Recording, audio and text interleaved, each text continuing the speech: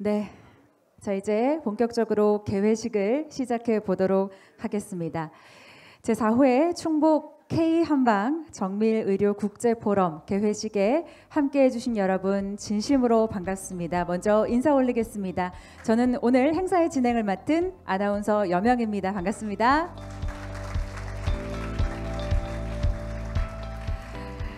네, 정말 가을이 만연한 11월의 첫날입니다. 사실 저는 오늘 이 뜻깊은 자리에 함께하기 위해서 새벽 5시에 움직여서 이곳에 도착을 했는데요. 사실 충북 제천은 이번이 처음입니다. 그리고 세명대학교도 이번이 처음인데요. 이렇게 쭉 들어오는 길에 정말 가을이 정말 한껏 물들어 있는 세명대학교 캠퍼스를 보면서 이곳에 내가 일을 하러 왔나 단풍 구경을 하러 왔나 이런 생각을 잠깐 했던 것 같습니다. 그만큼 이렇게 아름다운 세명대학교에서 정말 이 충북의 특화 분야라고 할 수가 있죠. 이 한방 정밀 의료의 발전을 도모하는 이 자리에 진행자로서 함께하게 되어서 진심으로 영광으로 생각합니다. 네, 여러분 잘 아시겠지만 이 충북 K한방 정밀의료국제포럼은 올해로 4회째를 맞이하게 됐습니다. 충청북도와 한국연구재단 그리고 충북지역 혁신 플랫폼이 주최하고 한국교통대학교 정밀의료 의료기기 사업단 그리고 충북 테크노파크 세명대학교가 주관하는 그런 행사인데요. 무엇보다 이 한방 정밀 의료의 발전 그리고 바이오 헬스 산업의 육성을 위해서 정말 각 분야별 전문가들이 함께 모이는 그런 정보 교류의 장이라고 할 수가 있겠습니다. 정말 모쪼록 이번 행사를 통해서 충북의 바이오 헬스 산업이 더 크게 발전하고 나아가서 한국 바이오 헬스 산업의 중심이 될 수 있기를 진심으로 희망하는 마음입니다. 자, 그럼 오늘 개회식 본 행사를 시작하기에 앞서서요. 오늘 진행 순서를 간략하게 여러분께 좀 소개 올리는 시간 갖도록 하겠습니다. 먼저 오늘 행사를 주관해 주신 우리 세명대학교 권동현 총장님 모시고요. 개회사를 청해 듣도록 하겠고요. 이어서 축하 영상과 축사가 진행되겠습니다. 그리고 오늘 좀 특별한 축하 퍼포먼스가 준비가 되어 있는데요. 이 축하 퍼포먼스를 끝으로 개회식을 마무리할 예정입니다. 하지만 개회식은 마무리가 아니라 시작이죠. 그래서 개회식이 마무리된 직후에 경희대학교 우리 양홍모 교수님과 호주의 로열 멜버른 공과대학교 헤더 그레인 교수님을 모시고 기조 강연을 청해 듣는 그런 시간도 준비가 되어 있습니다. 함께 해주신 여러분 끝까지 함께 해주시기를 다시 한번 부탁드립니다. 자, 그럼 이제 본격적으로 개회식을 힘차게 시작해 보겠습니다.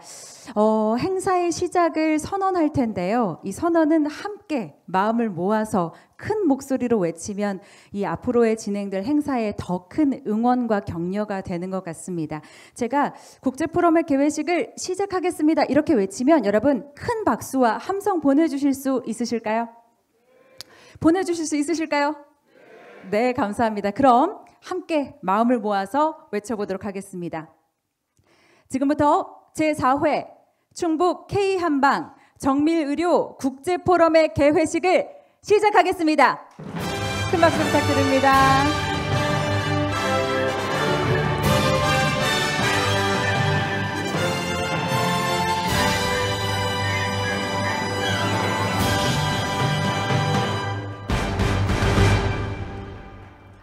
네, 감사합니다. 여러분의 힘찬 함성과 박수로 힘차게 오늘 국제포럼 개회식의 문을 열었습니다.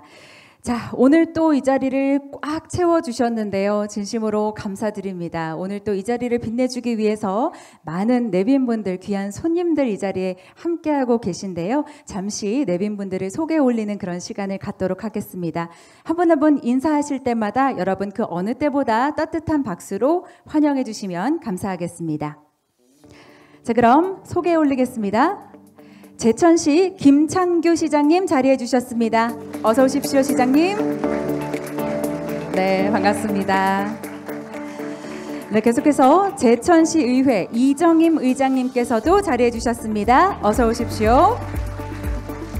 네, 반갑습니다. 와주셔서 감사합니다. 계속해서 대원대학교 김영철 총장님께서도 함께해 주셨습니다. 어서 오십시오. 네, 계속 소개 올리겠습니다. 충북 지역 혁신 플랫폼 충북 바이오헬스 산업혁신센터 한상배 센터장님께서도 자리해 주셨습니다. 어서 오십시오. 네, 반갑습니다. 그리고 한국교통대학교 정밀의료 의료기기 사업단 박성준 사업단장님 자리해 주셨습니다. 어서 오십시오. 계속해서 충청비즈 신성호 대표님 자리해 주셨습니다. 어서 오십시오. 네, 계속 소개 올리겠습니다. 충북 테크노파크 한방천연물센터 표성수 센터장님 함께해 주셨습니다. 어서 오십시오. 네, 마지막으로 세명대학교 권동현 총장님 자리해 주셨습니다. 어서 오십시오. 네, 감사합니다. 정말 바쁘신 일정 가운데서도 이 자리를 빛내주시기 위해서 함께해 주신 내빈 여러분께 감사의 말씀 드리고요. 아울러 오늘 이곳을 꽉 채워주신 참가자 여러분께도 진심으로 감사의 인사를 드립니다.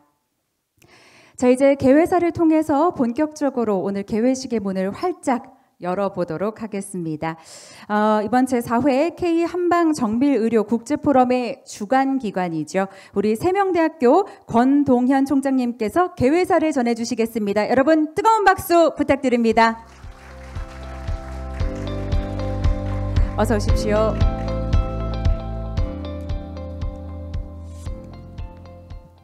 네, 여러분 반갑습니다. 생각보다 학생분들이 많이 참여를 해주셔서 제가 준비해온 인사말인데 좀 짧게 해야 되겠다는 생각이 듭니다. 네, 많은 분들의 관심 속에서 제4회 충북 K한방 정밀의료 국제포럼을 개최하게 돼서 기쁘게 생각을 합니다. 오늘 개최를 축하해주기 위해서 영상 메시지를 보내주신 우리 충청북도 김영환 도지사님, 윤승조 교통대 총장님, 그리고 오늘 현장에 직접 와주신 우리 제천시 김창규 시장님, 이정임 의장님, 또 김영철 대원대 총장님, 한상배 충북 바이오헬스 산업혁신센터장님, 표성수 충북 테크노파크 한방 천연물센터장님, 박성준 정밀의료 의료기기 사업단장님, 신성우 충청비즈 대표님을 비롯한 내외 기분 여러분께 감사의 말씀을 드리겠습니다. 오늘 포럼은 충청북도와 도내 16개 지역대학이 참여하여 정밀의료 의료기기 분야 지역혁신 사업의 일환으로 추진이 되었습니다.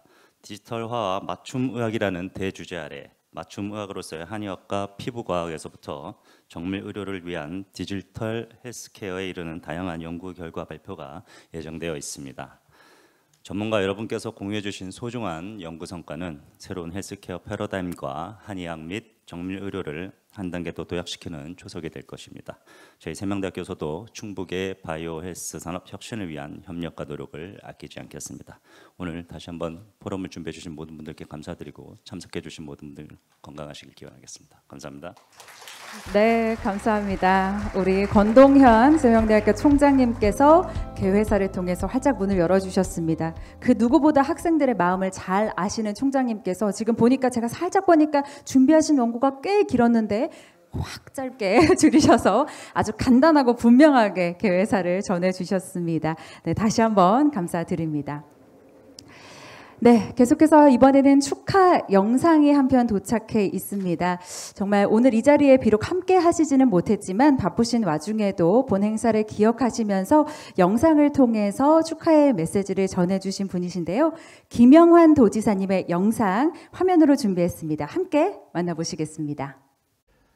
반갑습니다. 충청북도지사 김영환입니다. 2023년 충북 K한방 정밀의료 포럼 개최를 축하드립니다. 충청북도는 그동안 제약, 바이오, 의료기기, 화장품, 천연물 산업기술 개발과 인력 양성에 힘써 왔습니다. 특히 세명대학교와 한국교통대학교는 한의학과 정밀의료기기 분야의 중심대학으로 충청북도 바이오 산업의 세계화에 앞장서고 있습니다. 이번 포럼을 통해 K한방 정밀의료 산업이 글로벌 바이오 산업의 중심으로 자리 잡기를 기원합니다. 앞으로도 충청북도가 여러분과 함께 해나갈 것입니다. 감사합니다. 네, 여러분 뜨거운 박수 부탁드리겠습니다. 네, 충청북도 김영환 도지사님께서 영상을 통해서 축하 말씀을 전해주셨습니다. 이 K한방 정밀 의료 산업이 정말 글로벌 바이오 산업의 중심이 되기를 바란다는 축하의 말씀 다시 한번 감사드리겠습니다. 자, 또 한편의 축하 영상이 도착해 있습니다.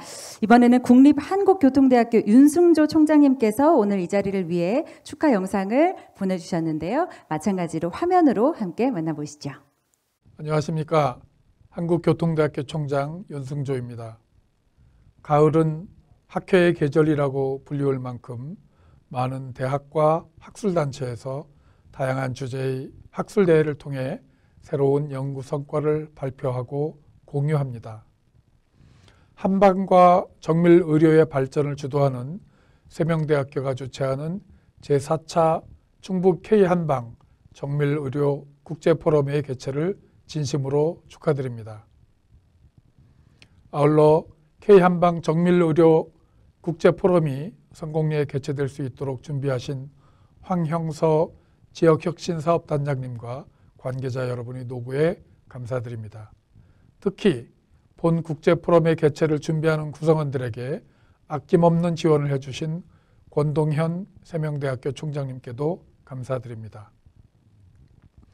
지난 2021년 봄 처음 한방 정밀의료 현재와 미래라는 주제로 시작을 해서 제4차 산업혁명 시대의 한방 정밀의료로의 전환과 한방 정밀의료와 데이터 사이언스를 거쳐 디지털화 맞춤의학이라는 주제까지 다양한 연구 주제를 시의적절하게 선정하여 한방 정밀의료의 정착과 발전을 도모한 세명대학교 구성원들의 노력에도 경의를 표합니다.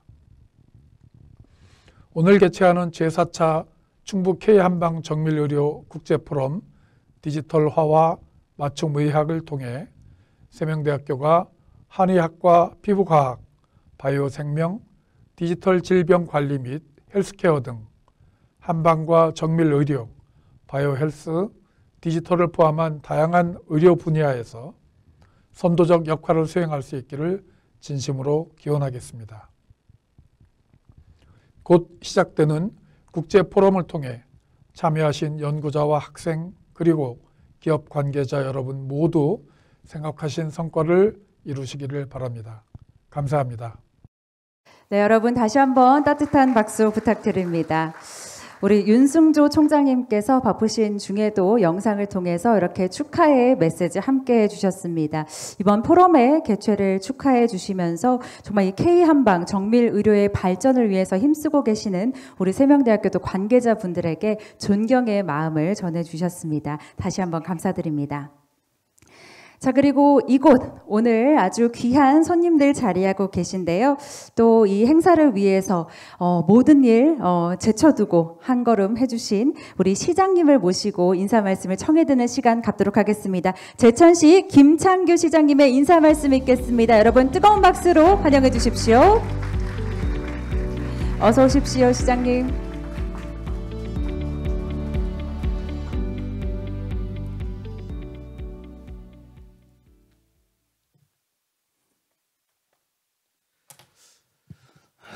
안녕하세요. 제천시장 김창규입니다. 이렇게 만추의 계절에 가을빛이 완연한 가운데 우리 학문적 결실을 거두기 위해서 이런 좋은 시간을 마련해 주신 우리 권동현 세명대 총장님께 깊이 감사를 드립니다. 이 자리에는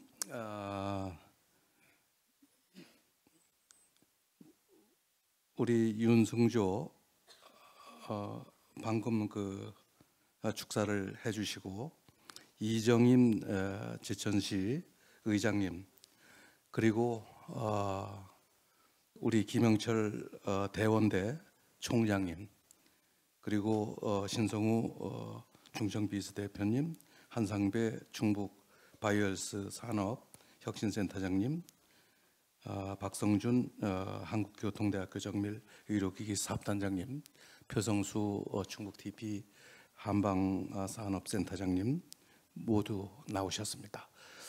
같이 이번 행사를 축하를 드리면서 성과를 기대해 봅니다. 이번 행사를 통해서 우리 세명대의 한방이 일보 전진할 것을 저는 굳게 믿습니다. 저희는 우리 세명대와 함께 제천시 발전을 도모하고 있습니다. 그야말로 세명대는 우리 제천의 브레인이고 특히 한방 산업화에는 가장 핵심적인 기관입니다. 여러분들 잘 아시다시피 우리 제천은 그동안 한방 또 천연물 분야에 엄청난 투자를 해왔습니다. 천연물만 하더라도 그 재배부터 생산, 가공, 또 판매까지 거의 모든 분야에 우리가 투자를 진행 중이거나 투자를 완료했습니다. 우리는 준비가 끝났습니다.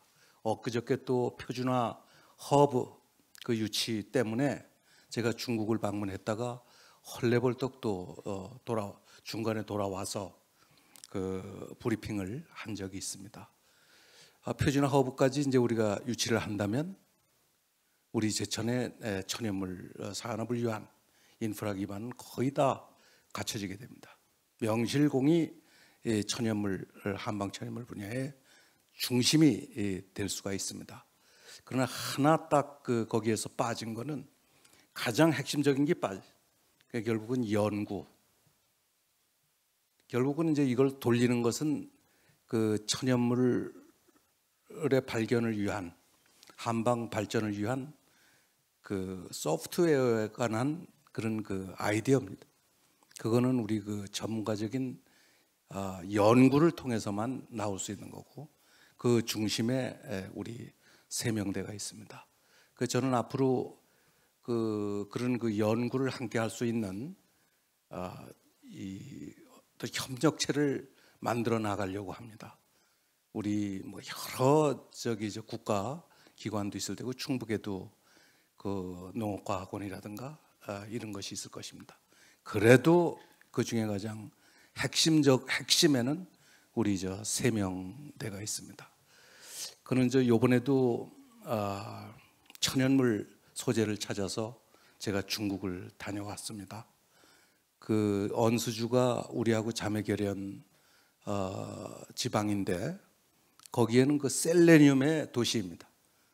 셀레늄을 가지고 그냥 그 도시 전체의 이미지를 건강, 항노화, 노인성 질환의 그 진료를 위한 중국의 핵심 도시로 성장하고 있습니다.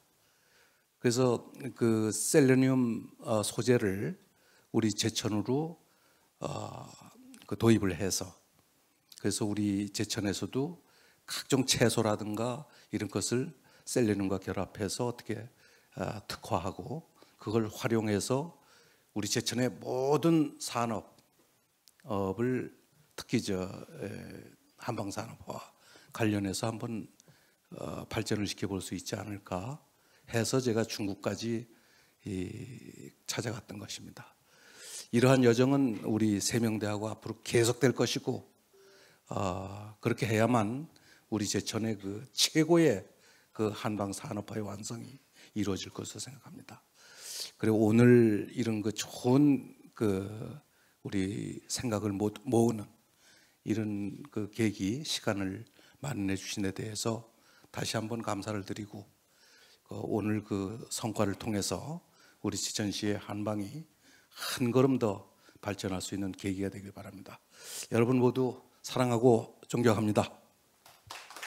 네, 다시 한번 뜨거운 박수 부탁드립니다. 우리 제천시 김창규 시장님께서 인사 말씀을 전해주셨습니다. 세명대가 그야말로 제천의 브레인이라고 자랑을 좀 해주시면서요. 정말 한방산업의 발전을 위해서 연구가 정말 중요하다. 이 부분을 언급해 주시면서 앞으로도 계속해서 발전을 위해서 노력해 가자는 말씀도 전해주셨습니다. 다시 한번 감사드립니다. 자, 이번에 또 오늘 행사를 축하해 주기 위해서 이곳에 함께해 주신 또 귀한 한 분 소개해 드리도록 하겠습니다. 우리 제천시 의회 이정임 의장님을 모시고 인사 말씀 청해 듣겠는데요. 여러분 무대 위로 오르실 때 뜨거운 박수로 환영해 주십시오. 어서 오십시오.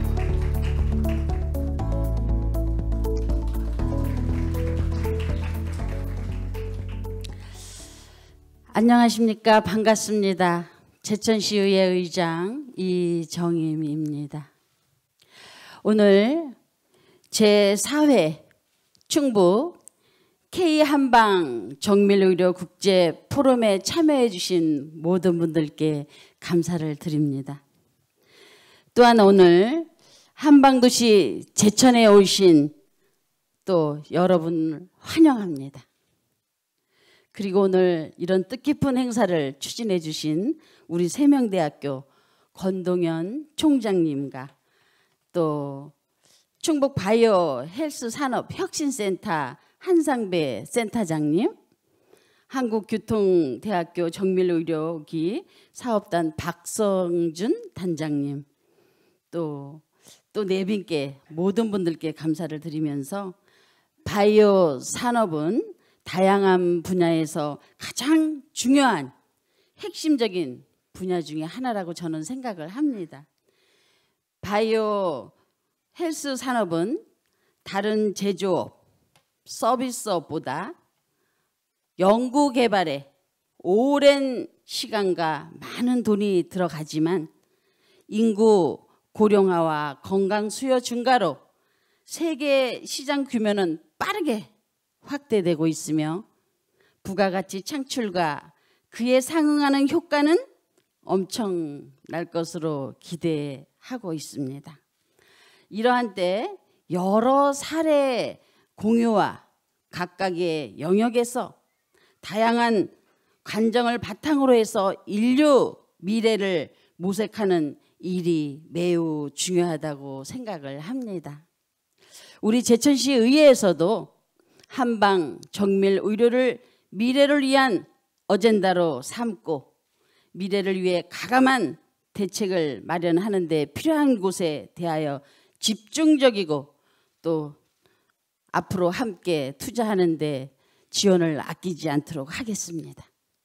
오늘 열리는 포럼이 충북 특화 분야인 한방 정밀 의료에 대해 지혜와 고견을 함께 나누는 자리가 되시길 바라면서 오늘 참여해 주신 모든 분들 환절기에 감기 조심하시고 건강하세요. 감사합니다.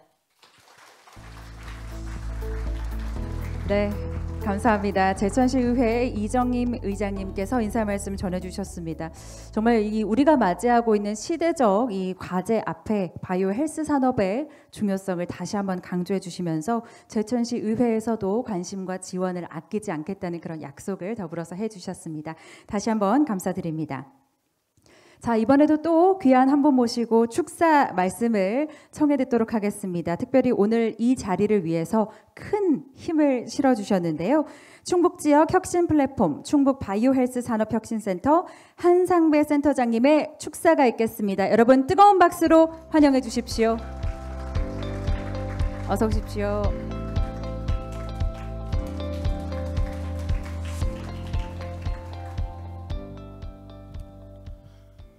여러분 반갑습니다. 저는 충북지역 혁신 플랫폼 센터장 한상배라고 합니다. 오늘 그 도지사님과 시장님, 의장님 포함해서 외빈들이 많이 오셨는데요.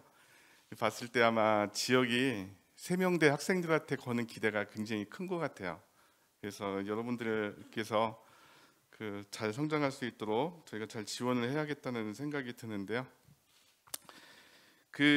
충북이 제천 지역을 한방 또는 천연물의 특화 지역으로 집중 육성하고 있는 것은 아마 여러분들 잘 알고 계실 텐데, 이에 발맞추어서 저희 충북 지역 혁신 플랫폼에서도 세명대 학생 여러분들이 이 혁신의 주축이 될 수 있도록 저희가 많은 지원을 해오고 있습니다. 현재 저희 사업단에 한의대, 그다음에 바이오 코스메틱학과, 바이오 식품영양학부, 바이오제약 산업학부, 임상병리학과 등 11개 학과가 참여를 하고 있고, 학생 수로는 1,500명가량, 그다음에 교수님 60여 명이 지금 참여를 하고 있는데요. 저희가 학생 여러분들이 양질의 교육을 받고 또 좋은 실습을 받을 수 있도록 무신양면 지원을 하고 있다고는 하고 있지만 좀 많이 부족한 것도 사실입니다. 하여튼 그렇지만 저희가 많은 노력을 하고 있습니다. 그리고 이 행사도 세명대가 충북의 한방 또는 천연물 산업의 발전을 견인하기 위해서 이런 타이틀의 행사를 계속 하고 있는데요. 오늘 세미나 잘 들으시고 과연 글로벌 학문의 트렌드가 어떻게 되는지에 대해서 많은 영감을 우리 학생들이 받기를 기대합니다.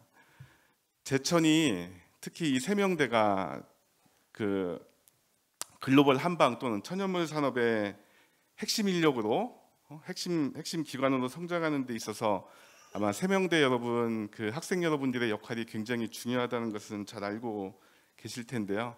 앞으로도 저희 플랫폼에서 학생 여러분들이 그 좋은 교육을 받고 좋은 실습을 받아서 우수한 인재가 될 수 있도록 많은 지원을 아끼지 않도록 하겠습니다.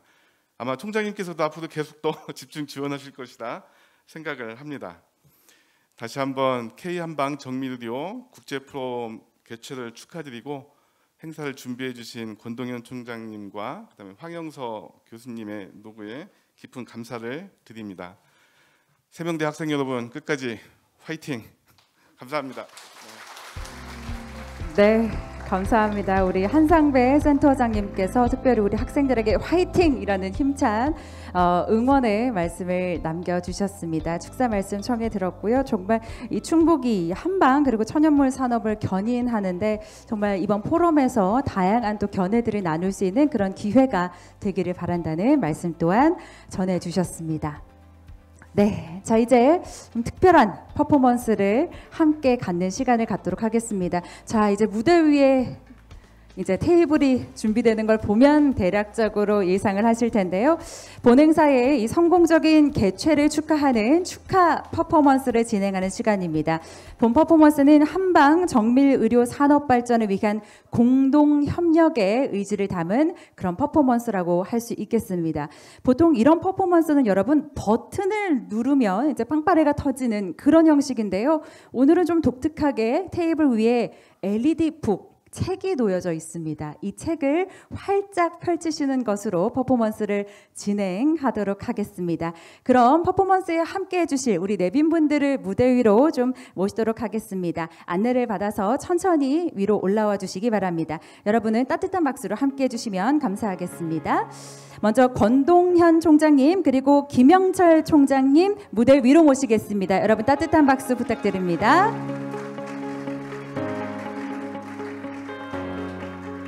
네, 안내에 따라 자리를 해주시고요. 혹시 어디 서시면 가운데 서시면 될까요? 네, 자리해 주시고요.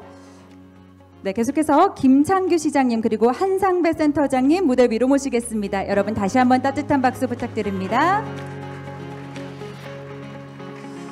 네, 퍼포먼스를 위해서 우리 김창규 시장님, 한상배 센터장님 수고해 주시겠습니다. 계속해서 이정임 의장님, 박성준 단장님 무대 위로 모시겠습니다. 다시 한번 뜨거운 박수 부탁드립니다. 네, 퍼포먼스를 위해서 수고해 주시겠습니다. 그리고 우리 표성수 센터장님, 신성우 대표님 무대 위로 모시겠습니다. 여러분 마지막으로 뜨거운 박수 부탁드립니다. 네, 감사합니다. 오늘 퍼포먼스를 위해서 자리해 주시면 되겠습니다. 네, 지금 단상에 계신 우리 내빈 여러분께서는 이곳 제4회 충북 K한방 정밀의료국제포럼에서 초정밀, 초개인화 시대에 발맞춰 K한방의 미래를 공유하는 이번 포럼의 공식적인 문을 여는 그 귀한 자리에 서 계십니다. 오늘 이 내빈 여러분과 함께하는 퍼포먼스를 통해서 K한방은 그 경계를 뛰어넘어서 새롭게 도약할 것입니다. 네, 아까 안내해드린 대로 보통은 버튼을 누릅니다만은 오늘은 이 LED북을 펼치는 것으로 퍼포먼스를 함께 하실 텐데요. 제가 카운트를 해드리면 LED북을 함께 펼쳐주시면 되겠습니다. 그리고 LED북을 펼치실 때는 저희가 또 이 귀한 순간을 사진으로 남겨야 하지 않겠습니까? 고개를 아래쪽으로 향하지 마시고 객석을 바라보시면서 LED북을 펼쳐주시면 저희가 또 아름답게 이 순간을 기억할 수 있을 것 같습니다. 준비되셨나요? 우리 내빈분들 준비되셨을까요? 예, 감사합니다. 자, 그러면 우리 내빈분들께서 LED북을 펼쳐주시고 정말 이 배경음악과 함께 힘차게 시작할 때 우리 객석에 앉아 계신 분들께서는 뜨거운 박수로 함께 이 자리를 축하해 주시면 되겠습니다.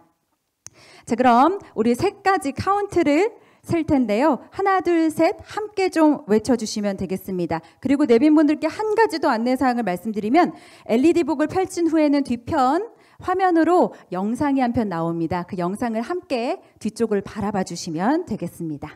자, 그럼 우리 함께 세 가지 카운트를 함께 세보도록 하겠습니다. 함께 외치겠습니다. 하나, 둘, 셋! 펼쳐주십시오.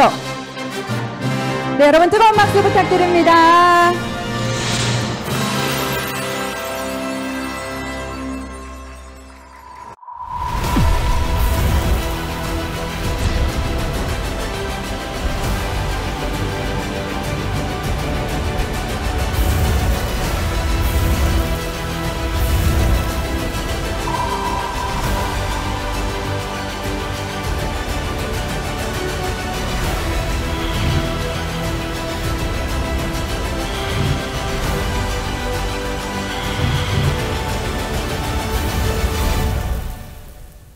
부탁드립니다. 네, 우리 내빈분들 잠시 기념사진 촬영을 위해서 잠시 무대에서 대기해 주시면 감사하겠습니다. 네, 영상을 함께 봤는데요. 네, 초정밀 초개인화 시대 맞춤형 한의학의 개막 한방정밀의료, 한의학의 대전환, 새로운 헬스케어의 패러다임 K한방정밀의료라는 슬로건을 가지고 있습니다. 자, 정면에 있는 카메라를 바라봐 주시면 감사하겠습니다. 여러분 다시 한번 뜨거운 박수로 오늘 이 자리를 축하해 주시면 감사하겠습니다. 네, 감사합니다. 우리 포즈를 바꿔서 한 번 더 찍어볼까요? 화이팅 한번 해주시면 감사하겠는데요. 하나, 둘, 셋! 화이팅! 여러분 뜨거운 박수 부탁드립니다. 네, 퍼포먼스에 도움 주신 내빈분들 이제 안전하게 자리로 돌아가 주시면 되고요. 아, 네. 잠시만요. 내빈분들 잠시만요. 죄송합니다. 기념사진 촬영 한 번 더 하신다고 합니다. 저희가 이걸 빼고 우리 오늘 함께 이 자리를 빛내주기 위해서 귀한 시간을 내어주신 우리 내빈분들 기념사진 촬영하도록 하겠습니다. 잠시만 기다려주시면 감사하겠습니다. 네, 한방 정밀의료의 발전과 바이오 헬스 산업 육성을 위한 귀한 자리입니다. 네, 무대 앞쪽으로 좀 나가주시고요. 네, 가운데를 바라봐 주시면 감사하겠습니다. 여러분들 활짝 웃어주십시오. 여러분 뜨거운 박수로 함께 해주십시오. 네, 감사합니다. 이것으로 사진 촬영을 마치도록 하겠습니다. 안전하게 내려가 주시고요. 내빈분들께서는 이제 퇴장하셔도 괜찮습니다. 네, 여러분 다시 한번 감사드립니다. 네, 감사합니다. 여러분 이렇게 제4회 충북 K한방 정밀의료 국제포럼 개회식을 마무리할 시간이 됐습니다. 정말 아까 행사 슬로건을 말씀을 드렸는데요. 초정밀 초개인화 시대 맞춤형 한의학의 개막, 한방 정밀의료 한의학의 대전환, K한방 경계를 뛰어넘다, 새로운 헬스케어의 패러다임 K한방 정밀의료라는 슬로건을 가지고 있는 귀한 자리입니다. 이번 행사를 통해서 정말 우리 한의학이 이 정밀의료와 함께 정말 새로운 패러다임을 제시를 해서 충북을 넘어서 전 세계로 뻗어나갈 수 있기를 다시 한번 기대하겠습니다. 그리고 정말 이 K한방 정밀의료를 위해서 땀 흘려주시는 많은 분들이 계십니다. 모든 관계자 분들께도 이 자리를 빌려서 감사하다는 인사 말씀을 전해드리겠습니다. 자, 그럼 이것으로 준비된 개회식을 모두 마치도록 하겠습니다. 자, 그럼 이제 바로 기조 강연으로 이어질 텐데요. 오늘 정말 이 시간을 위해서 귀한 발걸음 해주신 한 분이 기다리고 계십니다. 우리 경희대학교 양옥모 교수님께서 준비하고 계신데요. 기조 강연을 위해서 무대 위로 올라오실 때 여러분 따뜻한 박수로 환영해 주십시오. 어서 오십시오.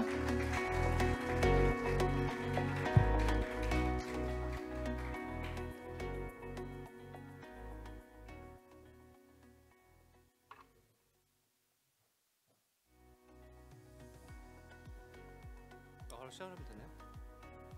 연자 소개 해주시는 건죠? 네, 안녕하세요. 반갑습니다. 원래 좀 예정보다 늦어질 것 같다고 원래 11시 50분부터 강의를 하는 거였는데 좀 어렵게 커피숍에서 기다리려 있다가 또 갑자기 빨라질 것 같다고 해서 급하게 올라와가지고 네, 반갑습니다. 저는 그 방금 소개해 주신 대로 경희대학교 한의과대학에서 근무하고 있는 양홍우라고 합니다. 또 되게 좋은 자리에 불러주셔서 너무 감사드리고 뜻깊은 행사 자리에 있어서 영광으로 생각합니다. 그러면 이제 바로 발표를 시작하겠습니다.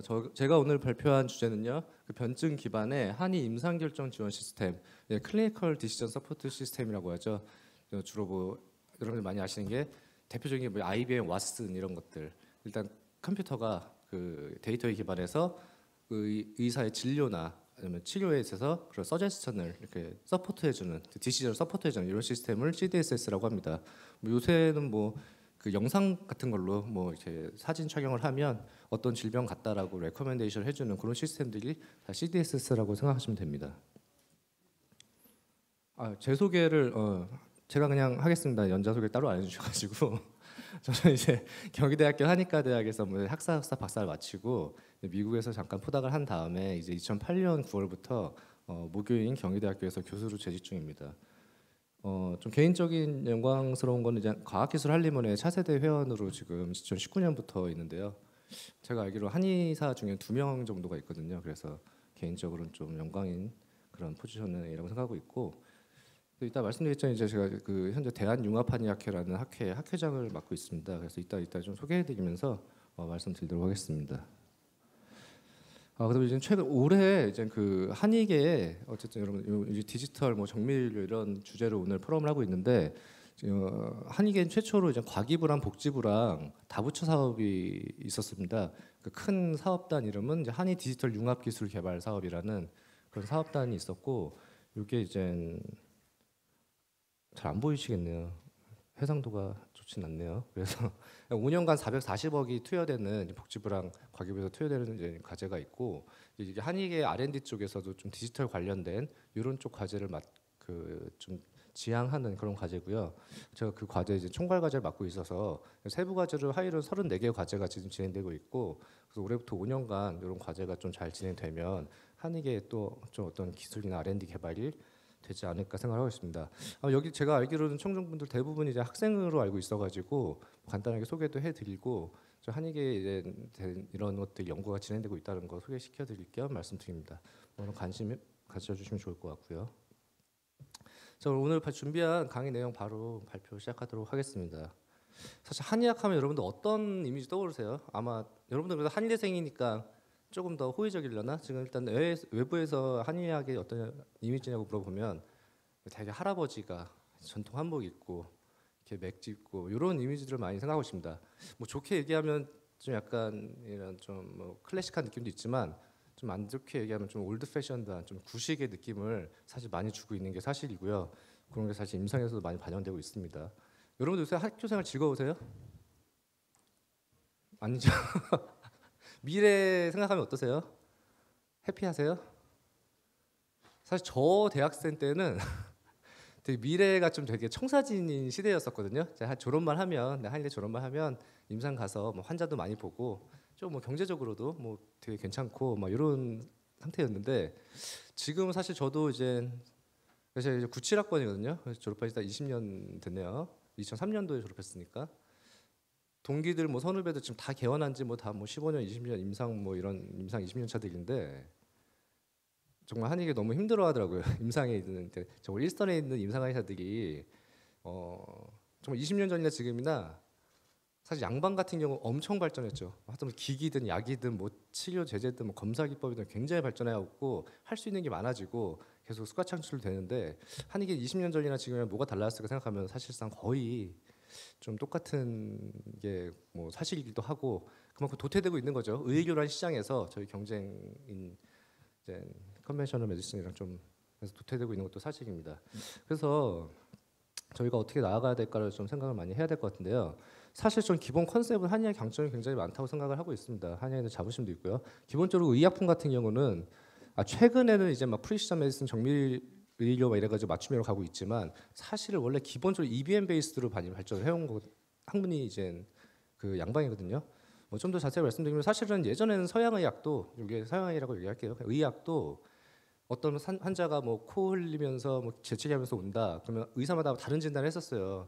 비염이다, 뭐 감기다, 뭐 이렇게 하다가 80년대 이제 EBM 프레임이라 근거 중심 의학이라는 그런 개념이 도입되면서 이제 모든 진단과 치료에 있어서 좀 대규모 임상 시험을 통해서 바이오마커를 잡고 치료제 개발할 때도 대규모 임상 시험을 통해서 통계적으로 유의성이 있는 것들을 그래서 이제 뭐 골드 스탠다드 그다음에 뭐 이제 CPG 막 이런 것들이 계속 나오면서 한 30년간 굉장히 빠른 발전을 했죠. 양방 같은 경우에. 근데 다만 거기서 제가 보기에 단점은 획일화된 치료였거든요. 그러니까 환자군을 다 통째로 그냥 집단화해가지고 그 중간에서 무작위 임상 시험을 통해서 의약품을 주는 그래서 뭐 당뇨병에 당뇨약을 아이고 죄송합니다. 당뇨약을 주고 이런 거였다면 한의학 같은 경우는 굉장히 맞춤의학적 성격이 굉장히 강했죠. 뭐 여러분 다 아시겠지만 환자 하나하나를 소우주다 이래가지고 당뇨병이다 당뇨 좋은 처방 있는 거 아니잖아요. 똑같은 당뇨 환자라도 거기서 피노타입을 나누죠. 뭐 기허다, 혈허다, 뭐 음허다, 습삼이다, 어혈이다. 그래서 피노타입을 나눠서 거기에 맞는 약을 주고 그 약도 그냥 정해진 처방 주는 게 아니라 또 가감도 하고 이런 것이 굉장히 맞춤형 수준이 굉장히 강한 거거든요. 엄청나게 강한 겁니다. 이런 걸 좀 저는 한의학의 장점이라고 생각을 많이 하고 있습니다. 그리고 제가 이런 좀 생각을 가지고 개발한 시스템 최근에 이제 런칭이라고 할까요? 출시를 한 그런 거에 대해서 어떤 생각으로 개발을 했고 그 개발 과정이랑 현재 어떤 상태의 모습인지를 좀 간단히 소개해 드리도록 하겠습니다. 그래서 아까 말씀드렸다시피 KM Korean Medicine Clinical Decision Support System이라고 해서 이제 한의 임상 결정 지원 시스템이죠. 그거 이제 진단과 약간 치료 추천을 위한 거고요. 거기에 이제 저희가 약간 다양한 그런 환자 관리 서비스까지 붙여가지고 이제 플랫폼이라는 표현을 쓰고는 있습니다. 먼저 백그라운드인데요. 말씀드린 것처럼 사실은 원래 EBM 프레임으로 양방도 계속 가다가 뭐 오바마가 이제 맞춤의학 법안 설립하고 뭐 오바마 케어 막 하면서 그때부터 이쪽으로 좀 예산이 많이 투입되면서 지금은 그 당시에 막 퍼스널라이즈드 메디슨, 테일러드 메디슨 막 용어도 막 맞춤형이라는 단어 막 이렇게 쓰다가 뭐 인디비주얼라이즈드 메디슨 이러다가 이제 WHO에서 프리시전 메디슨이라고 정밀의료라고 이제 이름을 붙이면서 지금 다 이제 정밀의료라는 표현을 쓰고 있습니다. 이 당시만 하더라도 초창기에는 사실은 제네틱스 그러니까 일단 유전체가 제일 많이 발달을 했거든요. 역사도 제일 깊고 그 다음에 옛날에 막 게놈 프로젝트 막 할 때는 사람의 유전제도를 완성하면 모든 질병을 극복할 수 있을 줄 알고 다 뛰어들었다가 진이 다 완성됐는데 극복이 안 되니까 이거는 진은 그냥 정보인 거지 프로틴이 중요한 거 아니야. 그래서 이제 프로테오믹스가 발달하고 프로테인을 막 하다 보니까 야, 똑같은 프로틴도 사람마다 또 대사가 다르게 되네. 그래서 메타볼리믹스가 이렇게 또 발전하고 이렇게 됐는데 어쨌든 역사상 이제 진이 제일 많이 연구가 되고 길거든요 경험이. 그래서 좀 진 베이스드, 제네틱스 베이스드의 프리시전 메디슨으로 갔었습니다 초창기에는. 그래서 어떤 사람이 유전자 검사를 해가지고 어떤 암일 때 어떤 유전자가 특정 유전자가 튀면은 이런 암으로 갈 확률이 높다. 치료도 진 타겟으로 하고 이렇게 가다가 최근 트렌드는 사람이 생성하는 모든 데이터들이 다 중요하다. 그래서 라이프 로그 데이터라든가 언제 먹고 언제 뭘 먹고 언제 자고 또는 어떤 건강 정보, 퍼스널 헬스 레코드 또는 뭐 퍼스널 페이션트 제너레이티드 헬스 레코드 이렇게 하죠. PJHD 뭐 PHR 그래서 이런 건강 정보들이 되게 중요하다고 해서 요새는 이제 데이터 기반으로 많이 넘어가려고 합니다. 그래서 초창기에는 이제 EMR로 가려고 하다가 이제는 아까 말씀드린 대로 괜히 평생 동안 생성하는 PHR을 기반해서 프리시전 메디슨으로 가는 쪽으로 의료라든가 디지털 헬스케어가 지금 좀 트렌드가 넘어가고 있죠. 그래서 지금 데이터에 근거해서 데이터에 기반해서 이제는 맞춤형 의료를 하는 쪽으로 넘어가고 있습니다. 그리고 예전에 초창기 정밀의료랑 최근 정밀의료도 개념이 좀 많이 달라졌어요. 실제 디테일은 정밀의료라고 말을 하고 있지만 예전에만 유전체 분석하고 이 사람 프로틴 분석하고 하던 쪽에서 지금 그 사람이 생에서 발생하는 모든 데이터 초기에는 어느 정도 갖춰져 있는 EMR에서 지금은 이제 완전히 그 사람이 생성하는 모든 라이프 로그 데이터까지 합쳐서 가려고 하는 쪽으로 지금 발전을 하고 있습니다. 근데 물론 아직도 초창기라 여러분들이 지금 감기 걸려서 병원 간다고 해서 맞춤형 의료를 받지 못할 거예요. 지금 되게 일부 난치병이나 뭐 항암 이쪽에서만 일부 사용되고 있는 게 사실이고요. 아직도 진 베이스로 많이 해서 NGS로 요새 검사해가지고 많이 하는 쪽으로 그나마 상용화가 되고 있는 상태입니다. 어쨌든 트렌드는 그 디지털 헬스케어 쪽에서 확실하게 이제 PHR 쪽으로 넘어가고 있다. 이런 말씀을 일단 드리면 백그라운드 설명 되실 것 같습니다. 자, 한의학 진단 기술 여러분 다 아시죠? 한의학에서 환자를 볼 때 어떻게 진단을 하시는지 다 아시겠지만 그 사진, 망문문절이나 사진을 통해서 환자의 증상 정보를 취합을 해서 변질하게 됩니다. 그러니까 진단하게 됩니다. 그 여기서 그 증은 심텀이죠, 심텀. 그래서 사실 한의계는 뭐 예로부터 지금까지 어떠한 의료 기구나 장비 없이 정말 한의사의 오감을 사용해서 진단을 하고 있습니다. 그래서 망진, 바라보고, 문진, 뭐 들어보고, 뭐 냄새 맡고, 물어보고, 그 다음에 뭐 절진이죠. 뭐 만져보고, 뭐 맥진도 절진 중에 하나고요. 그래서 환자의 겉으로 드러난 증상들, 심텀 컨비네이션을 진단하게 됩니다. 이건 이해 가시죠? 그래서 사실 한의사가 환자를 볼 때 이 사람이 어떤 상태인지 변증을 하고 그다음 어떤 치료를 할 건지 처방을 할 때는 결국 환자의 심텀 컨비네이션을 통해서 한다라고 좀 이해를 하시면 될 거예요. 그래서 이런 심텀 컨비네이션이 되게 중요하다는 거고요. 야, 이게 제가 그래서 2014년인가 아마 냈던 논문일 거예요. 그래서 이 당시가 완전히 사실은 한의계에서 한의학 근거 중심 한의학 이래가지고 막 한의학도 EBM 해야 된다 이럴 때였는데 딱 그럴 때예요. 2014년도면 제 생각에는 지금 우리가 EBM 프레임을 쫓아갈 게 아니라 한의학이 맞춤의학적으로 좀 살려야 된다. 그리고 양방에서 유전체 기반의 맞춤의학을 할 때였는데 우리는 찐 기반의 맞춤의학을 해야 된다라고 해서 그때 좀 썼던 논문입니다. 뭐 아시는 분은 아시겠지만 경희대에서는 국내 논문은 사실 실적 반영도 하나도 안 되는데 제가 좀 한의사들이 좀 보고 그런 마음으로 썼던 논문이고요. 그래서 어쨌든 한의학은 그러니까 결론만 내리면 한의학은 사실은 개인의 맞춤의학 작성이 굉장히 강하다. 근데 어떻게 맞춤의학을 뭘 기반으로 할 거냐? 결국 한의학은 변증 기반으로 해야 된다. 양방에서 유전체나 뭐 단백체나 그런 걸 할 때 한의학은 변증. 양방 개념으로 이제 피노타입이죠. 환자마다 동일 질환이라도 피노타입이 다 다르니까 그런 피노타입에 맞춰서 맞춤의학을 해야 된다. 이런 컨셉으로 이제 시작하게 된 프로젝트고요. 그리고 간단하게 도식도를 정리한 건데 동일 질병이라고 하더라도 아까 말씀드린 대로 똑같이 뭐 고혈압 환자다, 똑같이 뭐 당뇨 환자다 하더라도 그냥 고혈압에 좋은 처방, 뭐 당뇨에 좋은 한약 처방 정해져 있는 게 아니라 그 환자의 피노타입별로 다 나눠서 이런 변증 하나가 피노타입이 되겠죠. 기허, 혈어, 뭐 음허, 뭐 어혈, 습담 뭐 이런 것들을 그런 피노타입을 나눠서 맞춤형 진단과 처방을 하게 되고 있다. 그래서 한의학에서는 개인의 심텀 컨비네이션 플러스 뭐 병력, 가정력, 생활습관, 환경 뭐 이런 증상들 개인 건강 정보에 기반해서 정밀을 구현하고 있다. 이 컨셉을 잘 살려야 된다라고 생각을 했습니다. 지금도 이렇게 생각하고 있고. 자, 근데 이제 문제는 일단 한의학 용어가 같은 의료 전문가의 의사랑 소통 안 되는 건 다 아시죠? 의사들은 뭐 양허다, 뭐 기허다 이런 거 소통 안 됩니다. 환자랑도 소통 안 되고요. 심지어는 한의사끼리도 저는 소통 안 된다고 했는데요.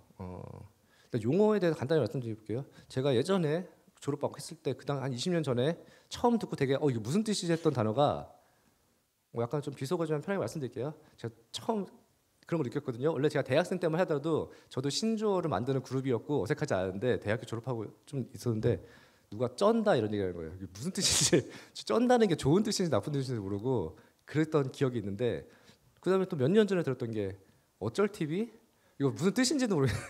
왠지 어쩔 TV 한 처음 들었을 때 이게 무슨 뜻인지도 몰라요. 저 이게 불과 한 1, 20년 내에 일어난 일입니다. 용어는 계속해서 변해요. 계속해서 신조어가 등장하고 마을의 뉘앙스가 계속 바뀌고.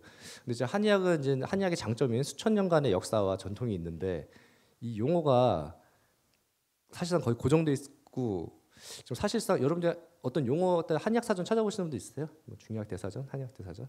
사실상 지금 반영을 못 하고 있거든요. 예를 들어서 제가 여러분들한테 양허 어떠세요? 양허 어떻게 생각하세요면은 제 생각에 임상관에서 다 다르게 얘기할 것 같아요. 뭐 비염 많이 보시는 분들은 맑은 콧물 생각할 수도 있고 소화기 많이 보시는 맑은 뭐 설사나 부인과 많이 보시는 분들은 하복 냉증을 얘기할 수도 있고 딱 양허란 단어에서 너무 큰 개념이고 추상적인 개념이고 데피니션이 명확하지가 않아가지고 정말 한의사마다 자 그러니까 용어가 지금 너무 한의학 용어가 너무 브로드하고 너무 애매해가지고 기본적으로 데이터화하기가 너무 힘들다 이런 애로사항이 있었고요. 그래서 어떤 증상 정보들을 좀 정량적으로 측정하고 좀 평가할 수 있는 도구가 필요한 상태인 건 뭐 명확합니다. 그다음에 그 외에도 이제 한의학 진단식의 한계점이 환자와 특히 한의사의 주관이 너무 개입을 합니다. 한의사의 개인 경험과 지식으로 진단을 하다 보니까 뭐 한의에 뭐 그런 말도 있잖아요. 100명의 한의사가 있으면 100개의 한의학이 있다라고 하는데 이게 어쩌면은 되게 맞춤의를 할 수 있는 장점일 수도 있지만 이제 사실 학문이라고 부르기는 좀 어려운 점이 있거든요. 동일한 전문가 집단에서 동일 환자를 대상으로 완전히 다른 방향성의 진단을 하고 치료를 한다는 거는 사실 학문이라고 보기 어려운 점이 있습니다. 이게 개인 경험과 지식에 근거해서 정말 하고 있거든요. 그래서 서로 아규가 안 돼요. 디베이트에서 서로 논쟁을 통해서 합리적으로 좀 더 발전되는 안이 나와야 되는데 너는 이 사람 기어로 볼 거야? 나는 그냥 습당으로 볼래. 각자 치료. 그게 끝이에요. 어떤 논쟁도 서로 하지도 않아요. 해봤자 의미도 없어요 사실상. 동일 환자를 동일 환자가 다른 루트로 처리를 해가지고 효과를 봐가지고 그걸 비교를 해야 되는데 그럴 수 있는 지금 시스템이 아니잖아요. 나는 내 환자니까 내 방식으로 보고, 넌 네 환자 네 방식대로 보고. 그래서 어쨌든 지금 한의학 진단이나 뭐 치료의 한계점은 환자나 한의사의 주관이 너무 많이 개입되고 있다. 그다음에 사유와 추론을 통해서 진단을 하고 있다. 나는 그냥 이 사람의 증상 딱 보고선 혼자 시나리오를 막 짜거든요. 안에서 이 사람 간화가 있어서 지금 간화가 위를 상하게 해가지고 아마 이게 위기 상역해서 지금 이런 문제가 있는 거 아닐까? 내가 보기엔 습담으로 이런 증상이 나타나는 것 같은데라고 혼자 그 완전히 그 사유와 추론을 통해서 진단을 합니다.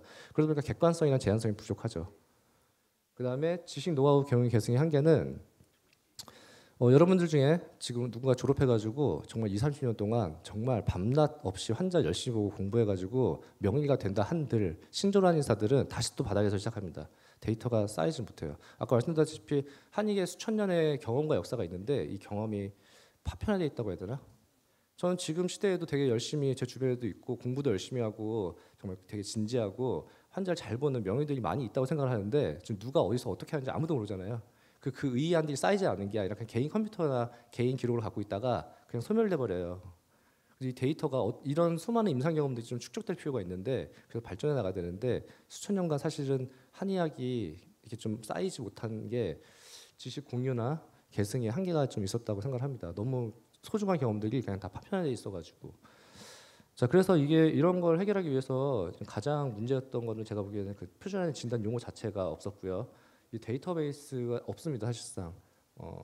그렇다 보니까 데이터를 수집을 할 수가 없죠. 한의계의 차트나 이런 거 보면 데이터 사이언티스트나 데이터 엔지니어들은 사실상 가비지 데이터라고 하고 있습니다. 차트에 뭐 두통 환자를 어떤 환자는 두통, 어떤 환자는 머리가 아파요, 머리가 쑤셔요 이런 식으로 적어놓은 데이터들은 아무런 DB나 코드 없이 그냥 기술된 나열된 메모들은 사실상 데이터로서의 가치가 너무 없거든요. 네. 그래서 제가 이제 좀 많이 신경 썼던 부분은 용어를 어떻게 하면 표준화할까, 어떻게 진단을 좀 객관적으로 할 수 있을까, 좀 객관적으로 좀 정량화해가지고 갈 수 있을까, 어떻게 해서 이거를 좀 그 진단치료 데이터 레이크를 잘 구축해가지고 쌓을 수 있을까 이런 쪽에 좀 고민을 많이 하면서 개발을 했던 것 같습니다. 그래서 이제 그 한의 임상 진단 플랫폼 예진이라고 이름을 줬었어요. 뭐 느낌은 오시죠? 일단 한의사가 그런 얘기도 있어서 제가 여담이지만 그냥 편하게 말씀드릴게요. 학생들이 많으니까 제가 대학생 때는 한의가 너무 잘 될 때였고 그때는 부원장이 지금은 부원장은 요새 솔직히 나가면 주로 침 넣거나 이제 추나 많이 하죠. 추나가 보험되면서 그래서 약간 몸을 녹여서 하는 부원장을 많이 하는데 예전에는 약이 많이 나는 시절에는 예진을 해주는 그러니까 본진 전에 예진 루틴 질문도 있잖아요. 소화 잘 되세요? 수면 어떠세요? 대변 하루에 몇 번, 소변 하루에 몇 번 예진을 해주는 걸 부원장이 하는 약이 되게 많이 나가는 한의원들은 부원장의 역할이 그래서 이제 본진 전에 예진의 의미도 있고요. 다 21세기 한의사 이제 허준에 도와주는 좀 보조해주는 예진아 씨 같은 그런 중의적 표현으로 예진이라고 이름을 줬습니다. 그렇게 해서 이거 동영상인데 간단히 볼까요? 한 1, 2분짜리니까 동영상 안 되나요? 애니메이션. 첨단 과학 기술이 발달하고 건강한 삶을 추구하는 웰빙 트렌드에 따라 개인의 특성을 고려한 맞춤형 의료에 대한 수요가 증가하고 있습니다. 본래 한의학은 수천 년간 변증이라는 진단 방법을 통하여 환자 개인 증상을 고려한 개인 맞춤 의학적인 특성을 가지고 있습니다. 하지만 한의학적 용어가 통일되지 않고 진단의 객관성과 재현성이 부족하여 최근 한의학 진단을 표준화하고자 하는 수요가 증가하고 있습니다. 코리안 메디슨 클리니컬 디시전 서포트 시스템, 한의 임상 진단 지원 시스템 예진을 통하여 한의학 진단에 대한 새로운 패러다임을 제시하고자 합니다. 환자가 어플리케이션을 통하여 본인의 증상을 입력하고 한의사가 진찰한 내용을 예진 프로그램에 입력하면 환자 개인별 증상에 최적화된 치료법을 제시하여 한의사의 진단과 치료를 보조해 줍니다. 전통적인 한의학 의소를 기반으로 개발된 데이터베이스를 통하여 환자의 증상과 치료법을 연계시킬 수 있는 알고리즘을 개발하였으며 이를 통하여 한의학 진단 체계를 표준화하고자 합니다. 프로그램 예진은 기존의 다양한 진단 기기와 연동할 수 있고 웨어러블 디바이스를 사용해서 개인 건강을 관리하는 라이프 케어 시스템으로 활용 가능합니다. 더 나아가 수집된 빅데이터에 인공지능 기술을 접목하여 신약 개발 플랫폼으로 확장할 수 있습니다. 네, 이건 뭐 한 1, 2년 전에 만든 그냥 소개 간단한 애니메이션인데요. 대충의 아마 흐름은 이해하시기 좀 편하실 것 같아서 보여드렸고요. 당연히 저희 유저는 한의사와 환자가 되겠죠. 그래서 네, 뭐 이런 플로우로 진행되는 거고요. 한의사 입장에서 어떤 장점이 있냐는 이제 그 진료 시에 환자가 모든 증상을 얘기하는지 알 수가 없고요.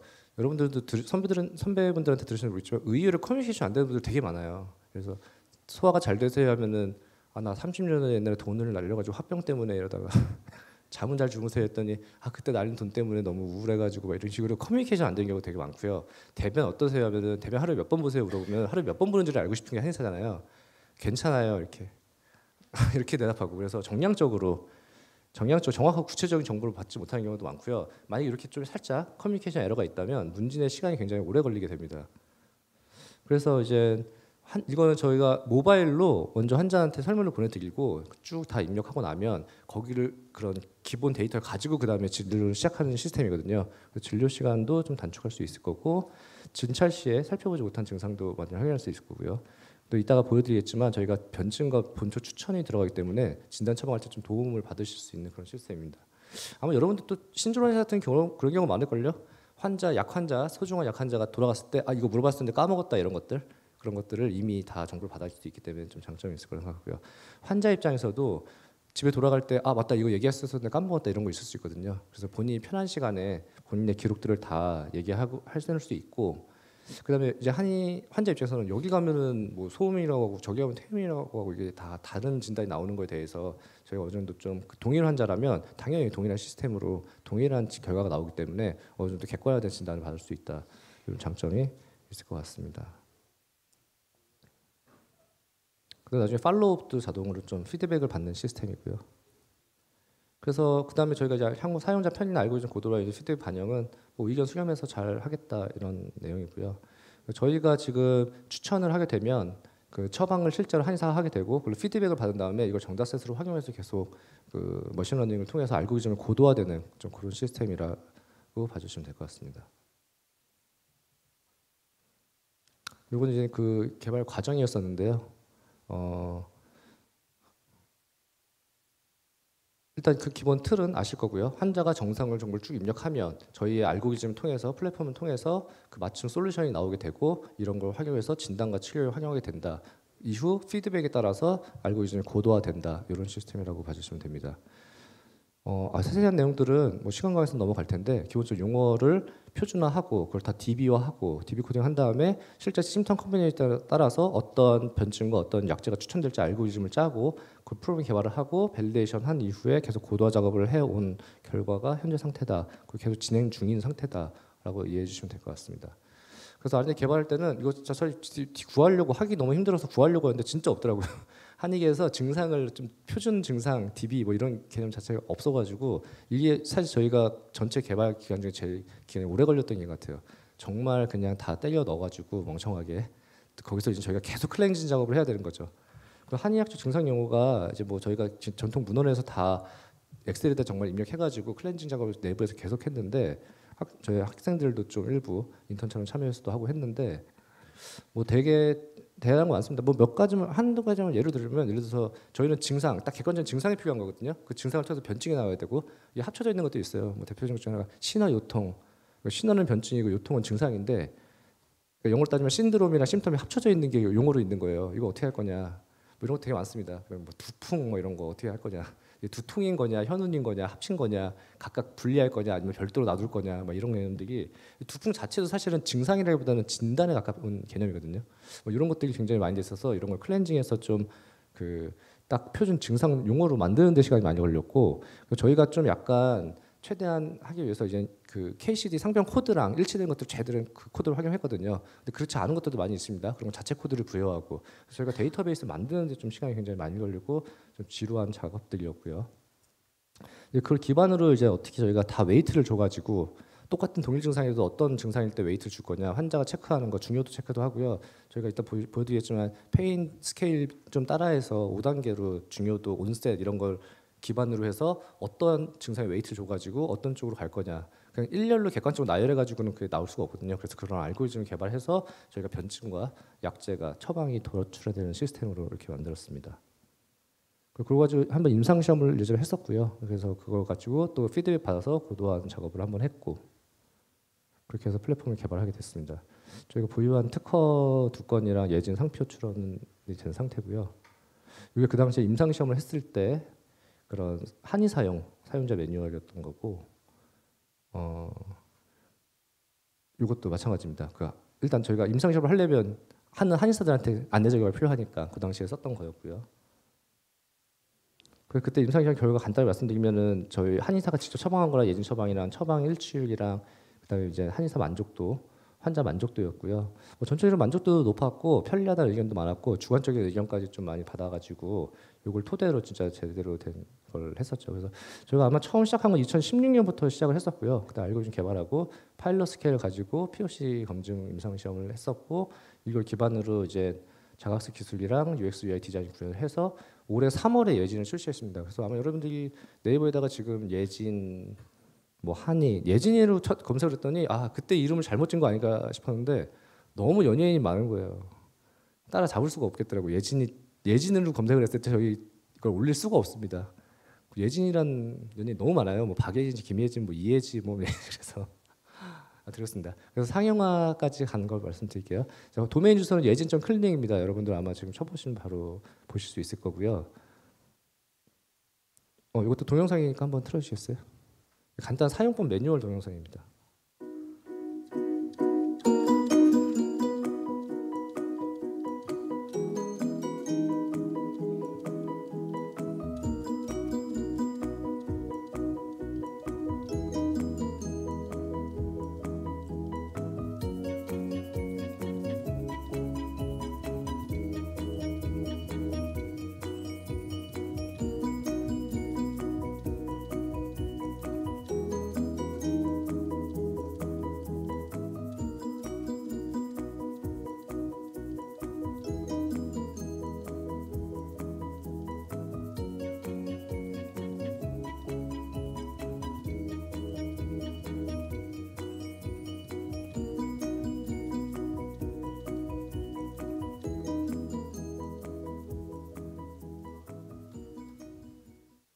네, 그래서 보시면 너무 좀 빨리 지나서 모르시겠지만 이제 한의사들은 웹 버전으로 웹으로 보게 되고요. 보통 진료실에서 컴퓨터라니까 환자들은 이제 모바일로 주로 이런 그 UX 익스피리언스를 하게 되고요. 그래서 한의사가 웹에서 그 환자 프로파일 이름이랑 뭐 성별이랑 나이랑 핸드폰 번호를 치면 바로 카카오톡으로 링크로 가고요. 그럼 환자분들은 카카오톡에서 그 설문을 이제 할 수 있게 되는 거고 그 설문 정보가 이제 들어오게 되면 그걸 기반으로 저희가 아까 변증하면 한번 지나갔을 텐데 변증 기본적인 추천이 들어가고 그다음에 약제가 점수화돼서 들어가는 시스템입니다.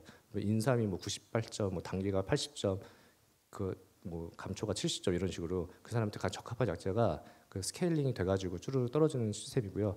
그 약제 중에서 추천해가지고 처방전을 완성하는 시스템입니다. 참고로 제가 이제 석박사 전공이 방제학이어가지고 침 치료 이런 거 나오면 좋겠다는 의견도 많은데 제가 침을 잘 몰라가지고 방제 쪽에 집중해서 진단과 처방이 나오는 쪽으로 개발 상태입니다. 그다음에 이제 처방이 들어가면 자동으로 날짜를 바꿀 수 있는데 디폴트로 15일 후에 피드백으로 바로 카톡으로 날아가게 됩니다. 그래서 그 환자가 처음에 증상 입력했던 것들에 대해서 항목을 물어보면 한의사가 이제 가감할 수도 있어요. 이 증상을 물어보는데 뺀다, 널 써있는데 피드백을 받아가지고 어떤 증상이 얼마큼 개선됐는지 혹은 또 더 안 좋아졌는지 그대로인지 이걸 좀 자동으로 파악하는 시스템입니다. 네, 그래서 아마 뭐 진료 시간도 단축될 거고 아까 뭐 꼼꼼하게 볼 수도 있고요. 한의사 진단과 처방을 좀 본격적으로 서포트해주기 때문에 좀 장점이 있을 것 같습니다. 그래서 환자들은 이렇게 설문으로 좀 편하게 할 수 있고요. 그다음에 한의사 입장에서도 그런 설문 입력이 쭉 카테고리별로 뭐 소화기 쪽, 뭐 수면 쪽 이렇게 카테고리별로 증상들 체크한 거랑 중요도랑 온셋이 같이 나오기 때문에 좀 보기 편하실 거고요. 그다음에 이제 사실은 지금 저희는 아까 말씀드린 막문 문절 중에서 세 번째 문진만 지금 확 해놓은 거기 때문에 나머지 망진 또 문진 절진이 남아 있잖아요. 그쪽을 그쪽 화면이 없네. 그리고 아까 그건 체크하게 해놨습니다. 설진도 있고요, 망진, 안색도 있고요, 맥진도, 복진 이런 거 체크하게 돼 있어요. 그런 거는 그래서 실제 대면했을 때는 그런 거 체크 위주로 하게 되면 그거까지 포함해서 알고리즘을 통해서 저희가 변증을 하게 됩니다. 그리고 아까 말씀드린 피드백을 받는 거고요. 예전에 이랬었는데 이게 얼마큼 개선됐다, 동일하다, 악화됐다, 어떤 증상이.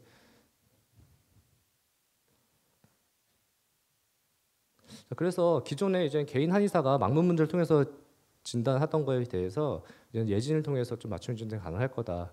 아까 말씀드렸듯이 개인 한의사의 경우 데이터를 쌓는 게 아니라 수많은 한의사들이 수백만 원짜리 데이터를 쌓아서 이런 데이터, 빅데이터를 통해서 알고리즘 고도화를 통해서 한의학의 전체 수준이 높아질 거다. 이런 말씀을 드리고 발표를 마치도록 하겠습니다. 감사합니다.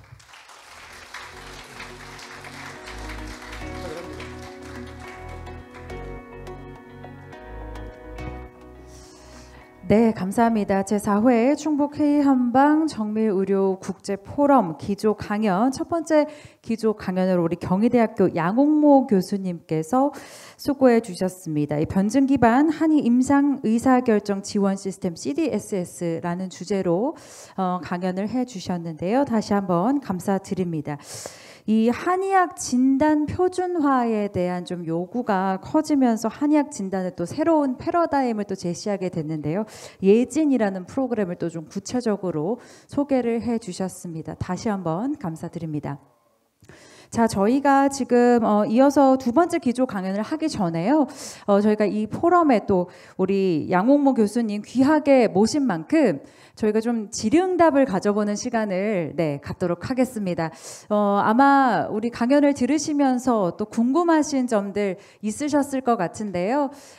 그런 질문들 함께 모아서 좀 전달하는 시간을 갖도록 하겠습니다. 혹시 손을 들어주시면 저희가 플로어에서 마이크를 전달 드리도록 하겠습니다. 우리 양옥모 교수님께 질문 있으신 분 혹시 계실까요? 네. 이쪽에서 손 들어주셨습니다. 여기 앞쪽에 넷째 줄에 계신 분이신데요. 네, 마이크 전달 드리겠습니다. 네, 안녕하세요. 세명대 한의과대학 예과 2학년 이수민이라고 합니다. 아까 이제 연설해 주신 거 되게 잘 들었는데요. 그럼 이제 저런 걸 통해서 진단을 내리는 프로그램이 생긴 건데 그럼 거기서 이제 한의사의 역할은 이제 어떻게 되는 것이냐? 한의사의 설 자리가 더 좀 역할이 감소되거나 이런 건 아닌지 좀 궁금합니다. 네, 들리시네요. 네. 제가 이 개발 예진이라는 거는 좀 비유를 드리면 좀 내비게이션이랑 비슷한 것 같아요. 지금 약간 초기 버전이라 가는 길 좀 틀릴 수도 있고 한데 데이터가 쌓이고 유저가 늘면 고도화돼서 사실 지금은 사실 예전에만 해도 지도책 보고 다녔거든요. 제가 어디 갈 때 지도책이 차마다 꽂혀 있었어요. 어디 가려면 지도책 보고 다니다가 내비게이션이 나오면서 지금 지도책은 다 없어졌죠. 제가 지금 한의학이 좀 그런 상태라고 생각하거든요. 여러분들이 아마 환자 보실 때 책 찾아보실 거예요. 내가 옛날에 봤던 거에 한해서 내가 보지 못했던 학생 때 안 봤던 책들은 새로 볼 엄두는 못 내고 그래서 저희는 웬만한 문헌을 다 넣어놨기 때문에 제가 이야기로 좀 예를 들면 되게 공부를 되게 많이 하는 친구가 야, 이런 사람 이런 증상이니까 이런 변증이나 이런 진단을 추천을 해주는 거예요. 하지만 운전은 드라이버가 하죠. 내비는 그냥 가는 길을 추천해 주는 거지 그 길을 직접 운전하는 건 의사입니다. 저 한의사 역할은 그렇게 보고 있어요. 저희는 레커멘데이션을 해줄 수는 있지만 실제 환자를 대면하는 것도 한의사고 근데 그 사람한테 진단이나 처방을 하는 결정권은 사실 한의사한테 있는 거고요. 그래서 클리니컬 디시전을 해주는 건 아니고 클리니컬 디시전을 서포트해주는 시스템이라고 봐주시면 좋을 것 같아요. 감사합니다. 네, 진단을 서포트해주는 역할로서 일종의 내비게이션처럼 생각해 주시면 되겠다는 말씀해 주셨고요. 혹시 또 질문 있으실까요? 네, 앞쪽에서 손 들어주셨는데요. 네, 중앙에 네 번째 줄에 앉아 계시는 분이십니다. 네, 전 바이오제약 산업부의 이승현이라고 합니다. 네. 설명 이거 들으면서 이 예진이라는 프로그램이 이번 연도 3월달에 출시가 됐다고 했는데 혹시 이 프로그램의 앞으로의 전망이나 이 한국에 있는 한의원들이 혹시 이 프로그램을 적극적으로 사용할 수 있을지 그런 여부나 그런 것들이 궁금해서. 너무 지금 저희가 일단 완전 오픈은 안 했고 저희가 아까 말씀드린 제가 그 학회장으로 있는 대한융합한의학회 회원들한테 위주로 지금 보급이라고 될까? 일단 마케팅도 그 정도로만 하고 있고요. 저희도 아직 좀 고도화가 필요하다고 느낀 부분도 있고 전체 한의사 대상으로 하는 게 그렇게 효율적일까 생각도 있어서 그렇게 하고 현재 지금 사용하고 있는 한의사 한의원 수는 한 150군데 정도에서 사용은 하고 있습니다. 저희 회원 가입해서 사용하고 있는 건데 여러분들 한번 사용하고 싶으시면요, 그 대한육아판의학 홈페이지 가셔서 다 뭐 무료니까 특히 학생도 가입할 수 있으니까 가입하시고 바로 쓰시면 다 무료로 지금 쓰실 수 있는 상태입니다. 예전에 한번 뭐 써보시면은 도움 될 것 같고요.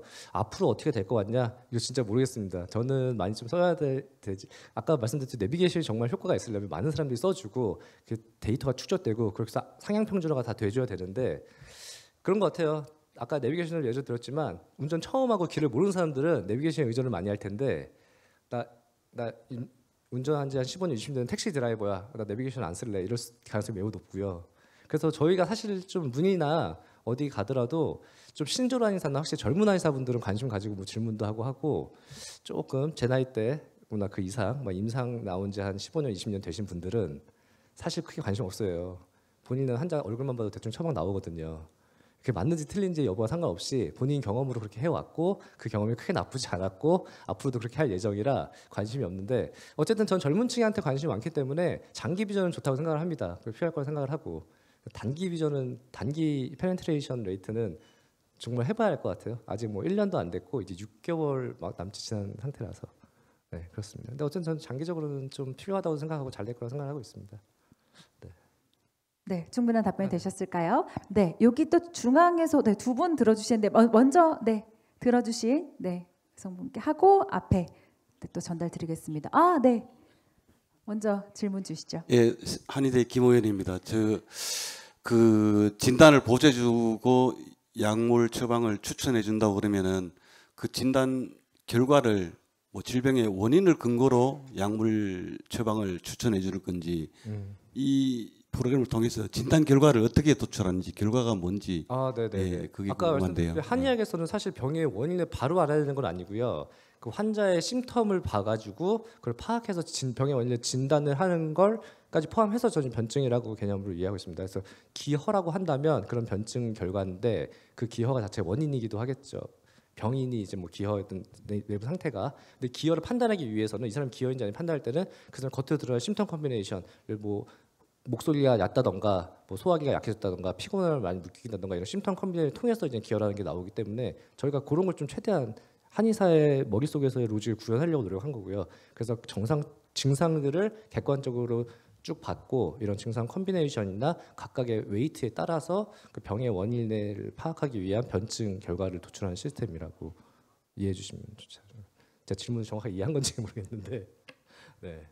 네, 답변 되셨을까요? 네, 그럼 뒤쪽으로 또 마이크를 넘기겠습니다. 네, 안녕하세요. 저는 충북과학혁신원 바이오산업 육성팀 심은정입니다. 저는 한의대 한의 전공을 하지 않았고 바이오 전공을 했는데 그리고 저희가 하는 일이 어쨌든 바이오 산업을 육성하는 일인데 전 요즘은 모든 산업에 플러스 해서 바이오 플러스 이게 뭐 많이 진행되고 있습니다. 근데 이 한의에 대해서 저는 오늘 처음 이 포럼에 참가해서 한방에서도 이런 디지털 플랫폼이 됐다는 사실이 굉장히 놀라웠고 지금 저희 원에서도 구축하고 있는 웰케어 시스템이라고 해서 이 서양의학 쪽에서는 이미 이런 데이터베이스 구축 사업이 굉장히 많고 그것들을 이제 임상에 적용하기 위해서 그 어떤 개인 맞춤형 데이터로 사용하기 위한 것들이 굉장히 많이 진행되고 있습니다. 식품 분야에서도 개인 맞춤형 식품이라고 해서 이제 그런 부분을 지금 제가 지금 이 자리에 오기 전까지는 어떤 서양의학에서만 입장에서 생각을 했는데 이런 데이터 플랫폼이 있다면 충분히 한방에서도 개인 맞춤형 식품 쪽에 이런 데이터베이스를 연계해서 할 수도 있고 또 그 서양의학과 같은 데이터베이스 같은 어떤 데이터들을 공유하는 면에서 굉장히 좋을 것이라는 생각이 드는데 그것에 대한 가능성이 있고 실제로 저희 그런 원에서 하는 기획 사업에 그런 부분을 기획을 하면 어쨌든 한방이든 양이든 서로 이렇게 지금은 그렇게 협조가 되지 않은 상황이라고는 생각이 드는데 그런 어떤 협력 플랫폼에서 더 양쪽의 발전이 융합해서 할 수 있는 그런 여지가 있는지 그런 방향성에 대해서 한번 좀 말씀 부탁드립니다. 네, 관심 가지고 좋은 코멘트 해주시고 너무 좋은 질문을 해주셔서 감사드립니다. 사실은 식약동원이라고도 하고요.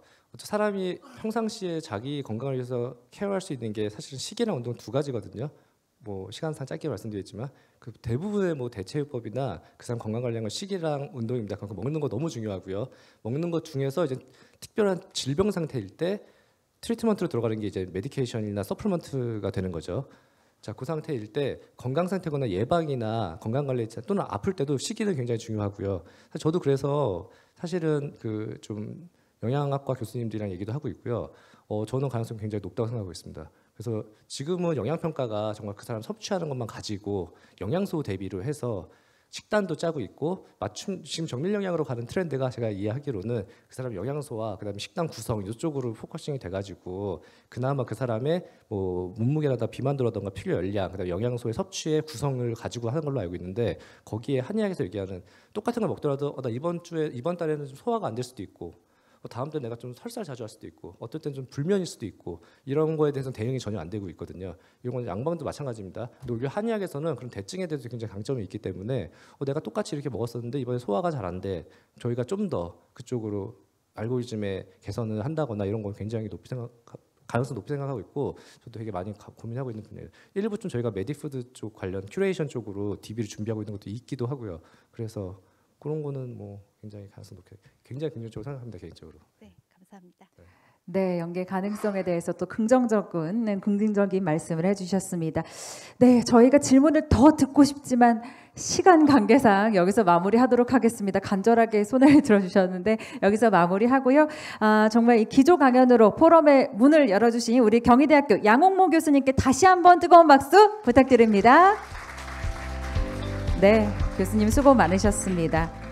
네, 이렇게 질의응답까지 함께 했습니다. 이렇게 기조연설, 첫 번째 기조연설 마무리가 되었고요. 이제 두 번째 기조연설로 이어갈 텐데요. 두 번째 기조연설은 특별히 호주 멜버른 공과대학교 헤더 그레인 교수님께서 준비하고 계십니다. 저희가 줌으로 연결을 할 텐데요. 저희가 이제 잠시 10분간 휴식 시간을 갖고요. 그 후에 이어서 두 번째 기조 강연 이어가도록 하겠습니다. 10분 휴식 후에 다시 이곳에서 뵙겠습니다. 고맙습니다. 여러분 안녕하십니까? 저는 헤더 그레인 교수입니다. 오늘 다룰 주제는 디지털 시대의 주류로서의 전통의학입니다. 의학의 모든 분야는 맞물려 있고 또 한국에서 특히 흥미로운 점은 전통의학과 현대의학이 아주 잘 어우러져 있다는 겁니다. 그렇지만 한 발짝 더 나아가서 전통의학과 현대의학의 데이터 또한 어우러지게 해야 합니다. 이를 위해서는 통합적 사고가 필요합니다. 여기서 통합적인 사고란 전통의학의 탁월성만 내세우는 것이 아니라 전 세계의 다른 문화권을 고루 포용하고 아우르는 것을 뜻합니다. 제 생각에 현대의학은 점점 더 전통의학에 열린 태도를 보이고 있습니다. 양의학이 한의학에 더욱 더 개방적인 태도를 보이는 것을 여러 번 목도했습니다. 여기에는 다양한 이유가 있습니다. 먼저 전통의학의 시스템이 발전해서 긴밀한 소통을 통해서 여러 문제를 줄이고 있다는 겁니다. 예를 들어서 약물 내성, 적응증과 같은 부분에서 한의학의 도움을 받을 수 있는 부분이 많이 늘어났습니다. 또한 전통의학 자체의 가치가 인정받고 있습니다. 그래서 열린 마음을 가지고 또 현대의 발전된 기술 덕분에 상호 긴밀히 연결된 이러한 현대 사회의 이점을 잘 활용한다면 전보다 정보의 공유가 아주 용이해지고 또 의사소통과 정보의 확산이 훨씬 쉬워졌기 때문에 우리가 이런 정보 시스템을 사용해서 데이터의 수집, 표현, 조회, 분석을 할 수만 있다면 우리가 가진 모든 데이터를 정말 대단한 자원으로 활용할 수 있을 것입니다. 디지털 헬스의 기회는 고립된 방식으로는 절대 잡을 수 없습니다. 헬스케어의 주류 물결에 동참하고 편입돼야 합니다. 이는 매우 흥분되는 기회입니다. 가장 빠르고 간단한 경로는 이런 기회를 명확히 인지하고 또 이 기회를 잘 활용하는 것입니다. 기회를 잡는 데는 이른바 데이터 공급망이 중요합니다. 한 곳에서 만들어진 데이터가 다른 곳으로 이동해서 환자의 치료와 간호를 돕는 것이죠. 요즘 환자들은 웨어러블 기기를 많이 부착하고 착용하고 있습니다. 이 중에는 전통의학 기반의 기기도 있습니다. 이런 데서 얻어진 정보를 효율적으로 수집하고 공유하자는 겁니다. 임상의료진과들과도 데이터를 나누고 다양한 케어 기관과 장소와도 공유하고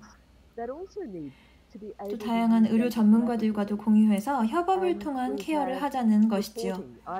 또한 보고를 통해서 정보를 습득할 뿐만 아니라 과학적인 증거에 기반해 의학적 처치를 어떤 것으로 하는 게 적합할지도 참고할 수 있습니다.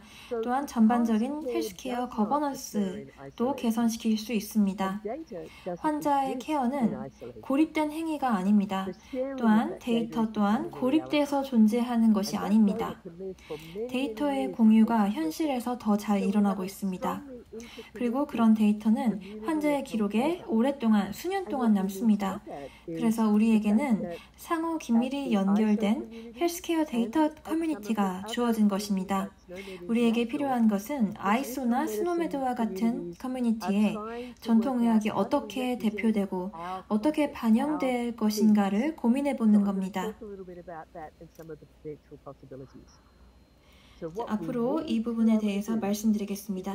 그래서 우리가 해야 할 것은 기존에 있는 것, 기존에 우리에게 주어진 것이 무엇인가를 식별하는 겁니다.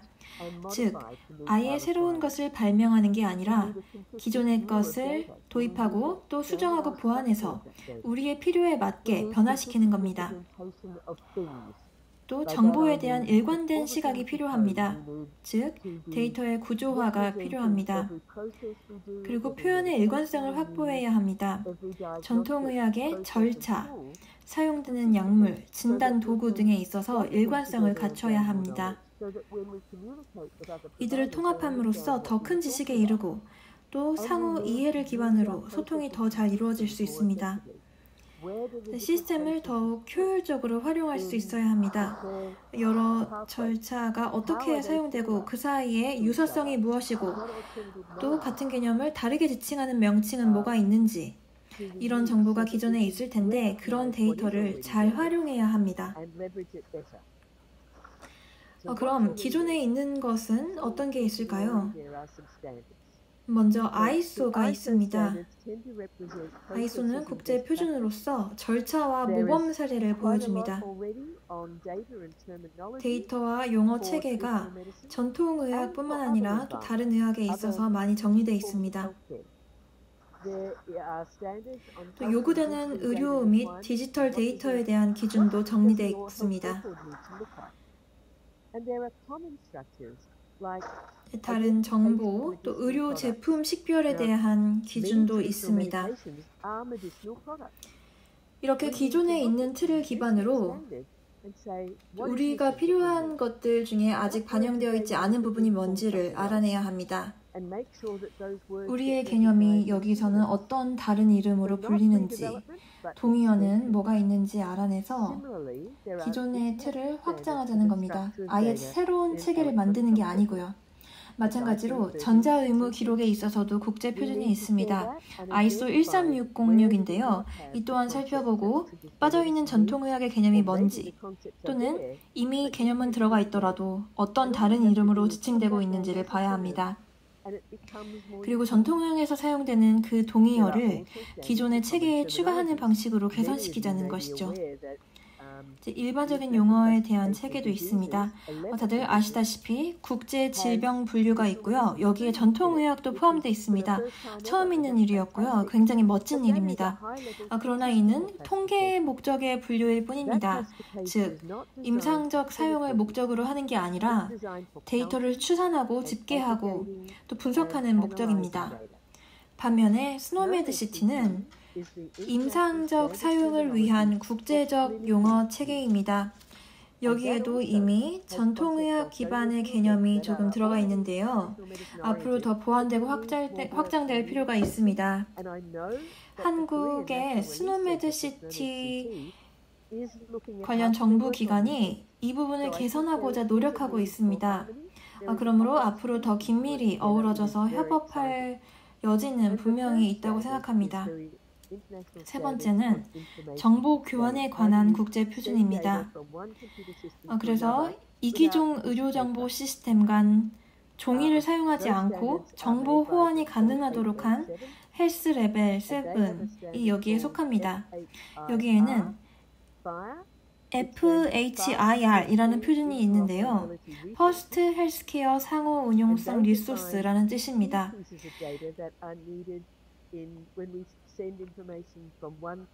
한 기관에서 다른 기관으로 또 한 간병인에서 다른 간병인으로 정보를 보낼 때 필요한 주요 데이터에 대한 내용입니다. 헬스 레벨 7은 또한 아이소 및 전 세계 여러 국가와 협업해서 환자 정보에 대한 상호 운용성을 높이고 있습니다. 이러한 것들을 확장시켜서 정통의학까지 어떻게 아우르게 할 것이냐가 우리가 생각해야 할 거리입니다. 기존의 표준이 가지는 함의에 대해 이야기해 보겠습니다.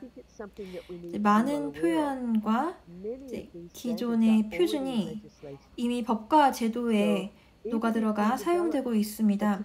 그래서 우리가 전통의학에 대한 전통의학 고유의 표준을 개발하더라도 그 표준이 이미 존재하는 기존의 법제도에 반영될 것을 기대하기는 힘듭니다. 그런데 우리가 이미 기존에 있는 표준을 업데이트해서 전통의학을 포용하도록 만들게 되면 이 법제도에도 전통의학의 설 자리가 생길 것이고 이는 전통의학을 더 잘 활용할 수 있게 하는 더 큰 기회를 열어줄 것입니다. 어떻게 이러한 기회를 창출해야 할까요? 이것이 의미하는 바는 먼저 데이터에 대한 일관된 시각을 유지해야 한다는 것입니다. 데이터의 구조를 알고 또 어떤 데이터를 수집해야 하는지에 대한 이해가 있어야 합니다. 예를 들어서 전통의학에서는 진단에 대한 데이터를 수집할 때 패턴이라는 개념이 있습니다. 그러면 이 전통의학의 패턴이라는 것이 양의학의 카테고리와 완전히 다를까요? 패턴 하나하나는 당연히 다르겠지만 패턴이라는 개념이 존재한다는 것은 양의학도 마찬가지입니다. 양의학에서는 이 패턴을 신드롬이라고 할 뿐이죠. 그러니까 우리는 신드롬이 어디에 있는지 그리고 여기에 한의학의 패턴을 어떻게 반영시킬지를 봐야 한다는 겁니다. 예를 들어서 진단 패턴을 예로 들면 신체 부위에 있어서 양의학에서도 이미 물리적인 신체 부위는 다 반영이 되어 있습니다. 그러나 공백이 있죠. 우리에겐 있지만 거기에는 없는 게 있습니다. 뭐라고 부를지 적절한 이름이 없어서 가상의 부위라 칭하겠습니다. 경락, 혈자리 그런 것들 말이죠. 이런 게 신체 부위 카테고리에 추가돼야 한다는 겁니다. 또 이미 원인균에 대한 항목이 있습니다. 되게 병리적인 접근이고 때로는 외부 요인일 때도 있습니다. 물리적인 힘에 의할 때가 있고요. 이제 뭐에 맞았다든가 넘어졌다든가 그런 게 있겠습니다. 그런데 여기 없는 거는요. 한의학에서 말하는 기와 같은 요소들이 부재합니다. 즉 이렇게 기존의 틀을 확장시키는 것이 전통의학을 현대의학과 통합시키는 아주 쉬운 방법입니다. 또 화면에 보이는 것은 오픈 EHR이라는 기존의 방대한 시스템입니다. 아이소 표준을 기반으로 만들어졌고요. 모든 데이터 요소와 그 정의가 전 세계 임상의학자들에 의해 개발되고 정리되어 있습니다. 전통의학은 매우 제한적으로 반영되어 있는 실정입니다. 이 기존의 틀에 전통의학을 반영시키는 것이 이상적이라고 생각합니다. 화면에 문제 상황과 진단에 대한 다이어그램이 있습니다. 진단에서 뻗어나온 가지들의 진단면, 변이, 임상용어, 신체 부위, 구조, 원인, 발현 시기 등이 있습니다. 이러한 데이터들은 필요에 맞게 취사 선택할 수 있습니다. 전통의학에 있어서 공백이 있는 자리는 추가해서 메꾸면 됩니다. 이런 모델을 바로 맥시멈 모델이라고 부릅니다. 필요할 가능성이 있는 모든 정보를 담고 있는 모델입니다. 또 사용할 때는 필요한 부분만 골라서 사용할 수 있는 것이죠. 제가 즐겨 드는 비유는 이 오픈 EHR이 바로 데이터를 골라 담는 슈퍼마켓 같은 것이라는 겁니다. 미리 정제된 데이터로서 존재하고 있고요. 이제 세계 어느 곳에 있든 같은 방식으로 데이터를 사용할 수 있습니다. 사용하는 언어가 무엇이든 중국어든 스페인어든 인도어든 그 어떤 언어를 가지고도 이 다이어그램을 설명할 수 있습니다. 다 언어적인 도구이므로 여기에 전통의학을 추가해야 한다고 생각합니다. 그러니까 먼저 표준을 살펴보고 또 데이터 구조를 갖추고 그 다음에는 표현의 일관성을 확보해야 합니다. 즉, 용어와 분류체계가 필요하며 이러한 것들은 고립되어 있어서는 안 됩니다. 코드만 있는 것은 의미가 없습니다. 개념에 대한 맥락이 필요하고 또 그것이 어떻게 사용되는지를 알아야 합니다. 예를 들어서 A, B, C라는 조건이 있고 이것이 병력 카테고리에 들어가 있다면 이제 그 증상이 이제는 없어졌다는 것을 아는 거죠. 반면에 그 조건이 현재 존재하는 문제라는 카테고리에 들어가 있다면 그것이 지금 문제가 되는 부분이구나 라고 알 수 있는 것이죠. 즉, ABC라는 코드 자체는 동일하지만 그것이 어떤 데이터 필드에 포함되어 있느냐가 차이를 만드는 겁니다. 그러니까 용어에 대한 다양한 필드를 적용함에 따라 그 여러 의미와 세부 내용이 만들어지는 것이죠. 또한 정보의 수준도 이를 통해서 조절 가능합니다. 모두가 세부적인 내용을 원하는 것이 아닙니다. 예를 들어서 현대의학을 예로 들면요. 임상의료진이 혈압에 대한 정보를 원한다면 첫 단계에서 환자를 만나는 일반의나 간호사의 경우에는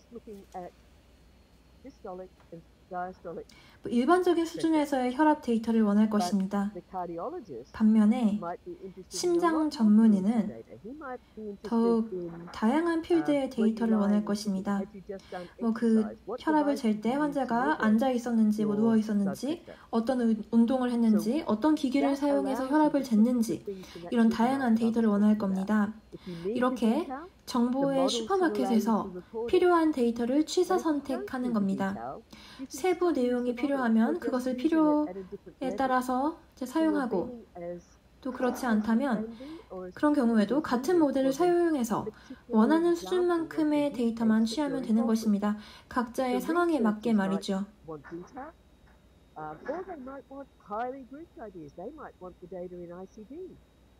여기서 중요한 것은 하나의 모델로 각자의 필요에 맞게 알아서 맞춰서 사용할 수 있다는 겁니다.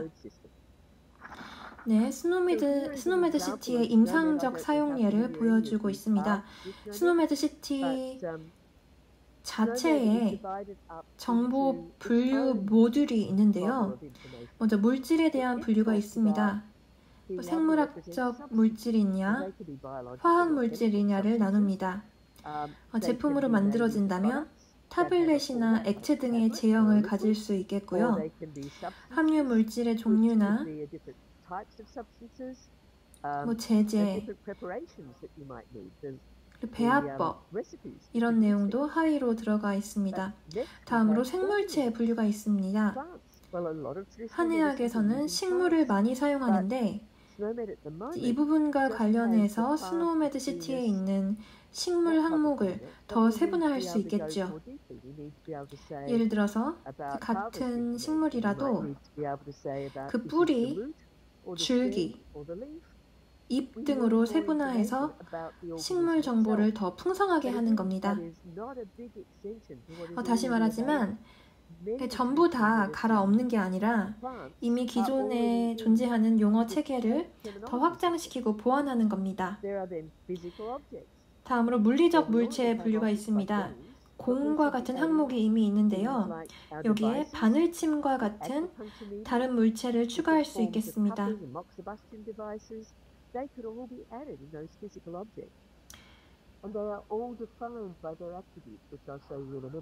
다음으로 신체 구조가 있습니다.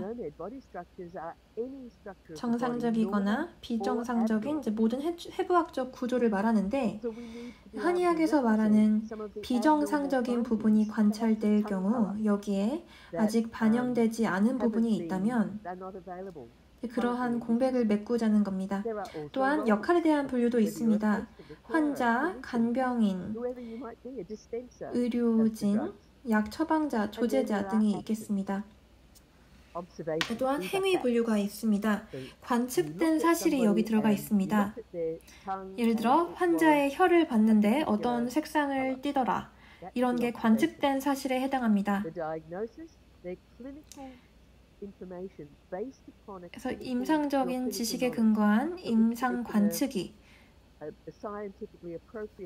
이제 과학적으로 적절한 근거를 갖춘 의견으로서 여러분의 한의학적 전문성과 접목된다면 이를 통해 수반되는 행위 모두가 이제 여기 들어갑니다. 검사, 처방, 의료 처치, 약물 투여, 침 치료 등과 같은 이제 모든 것들이 여기 행위로 들어가는 것이죠.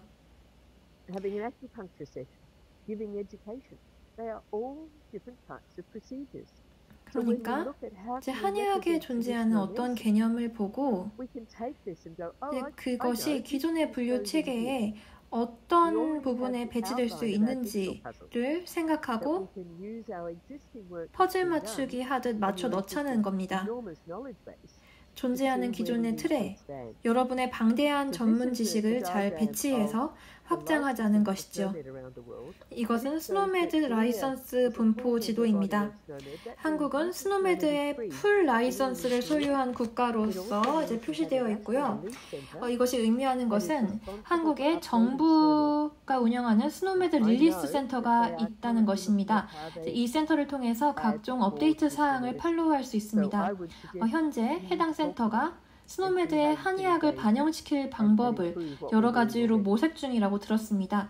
그래서 이 부분에 있어서 해당 센터와 협업할 것을 제안드립니다. 그래서 기존의 시스템을 확장하고 보완해 주시길 바랍니다. 자, 그러면 스노메드란 무엇이냐? 하나의 코드 분류 체계입니다. 모든 항목은 그 속성에 따라 정의되어 있습니다. 예를 들어 보시는 것처럼 침이라는 항목이 있고요.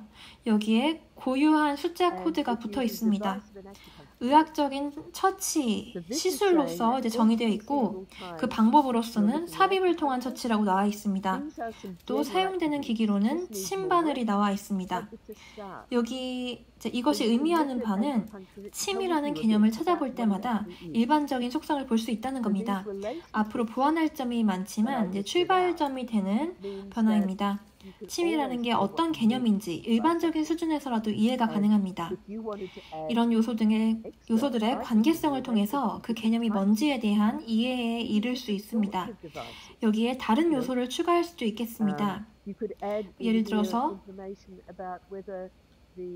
다른 종류의 침이 될 수도 있고 또 다른 바늘침 종류를 사용하는 것일 수도 있고 또 다양한 침 자극의 종류가 될 수도 있습니다. 또 신체의 어떤 부위에 적용하는지, 어디에 바늘침을 삽입하는지에 대한 정보도 추가될 수 있겠죠. 스노메드 시티가 주는 이점은 다양합니다.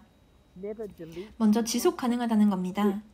스노메드는 개념을 절대 삭제하지 않기 때문에 현업에서 더 이상 사용되지 않는 개념이라도 여기에는 계속 남아있게 됩니다.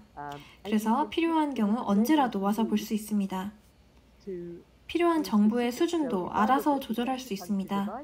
예를 들어서 침에 관련해서 좀 더 세부적으로 특별히 아주 가는 침을 사용하는 침수를 찾아보고 싶다 하면 이제 그렇게 조회하는 식입니다. 그러니까 세부적으로는 들어가지 않고 일반적인 수준에서의 정보만 필요하면 그만큼만 찾고 또 그때도 세부 내용은 그 밑에 하위로 달려있는 이제 그런 식이라는 것입니다. 스노메드의 또 다른 이점은 고립되지 않았다는 겁니다.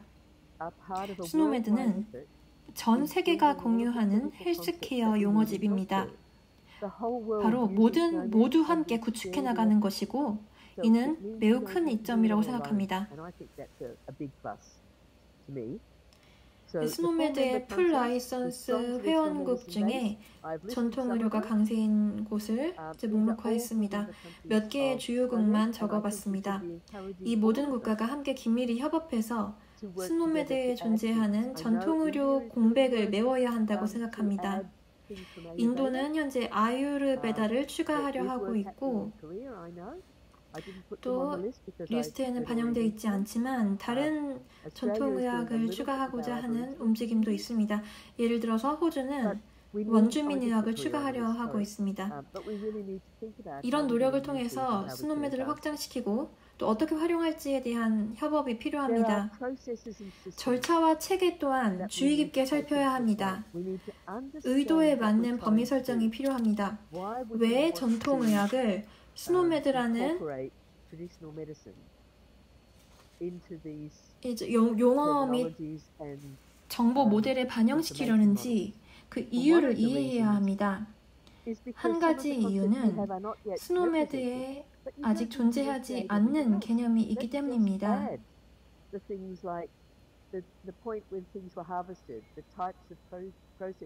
예를 들어서 달인 탕약 같은 것은 스노메드에는 아직 존재하지 않는 개념입니다.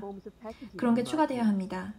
또 전통의학에만 있는 정제, 제제, 투여 개념들이 필요에 따라 추가되어야 합니다. 기존에 있는 틀에 한의학의 개념을 추가하면 여러분은 즉시 전 세계 단위로 널리 사용되고 있는 그런 강력한 도구를 손에 넣을 수 있습니다. 예를 들어 데이터 매핑의 품질 보증을 받을 수 있습니다. 스노메드를 사용하고 오픈 EHR 커뮤니티를 활용하기만 하면 효율성이 획기적으로 증가하고 데이터 사용이 크게 용이해질 것입니다. 이런 이점을 전혀 별개의 시스템을 새로 구축하지 않고도 누릴 수 있다는 겁니다. 전통의학은 전체 헬스케어의 일부이며 절대 분리돼서 존재하는 영역이 아닙니다. 많은 국가에서 분리된 영역으로 치부되고 있다는 것을 알고 있지만 실제로는 그렇지 않습니다. 우리의 몸을 다루는 학문이고 또 사람들의 건강을 증진한다는 공통의 목표를 공유합니다. 그러므로 이러한 공통점에 대한 이해를 바탕으로 차이점을 식별해야 합니다. 우리의 과업은 바퀴 자체는 그대로 주면서 바퀴살 하나하나를 갈아 끼워야 한다는 것입니다. 작은 세부 분과 하나하나를 보면서 전체 대의를 바꾸지는 않는 것입니다. 아이소 개발 작업의 경우 바퀴 자체를 만드는 것이었다면 우리에게 주어진 과제는 바퀴살에만 접근해서 변경을 가하는 것입니다. 우리의 목표는 기존에 하나의 길만 갈 수 있었던 바퀴를 보완하고 개선하자는 겁니다. 전통의학에서만 통용되는 또는 하나의 국가 내에서만 통용되는 그런 바퀴가 아니라 전 세계 헬스케어 업계에서 통용되는 그런 바퀴를 만들어야 합니다.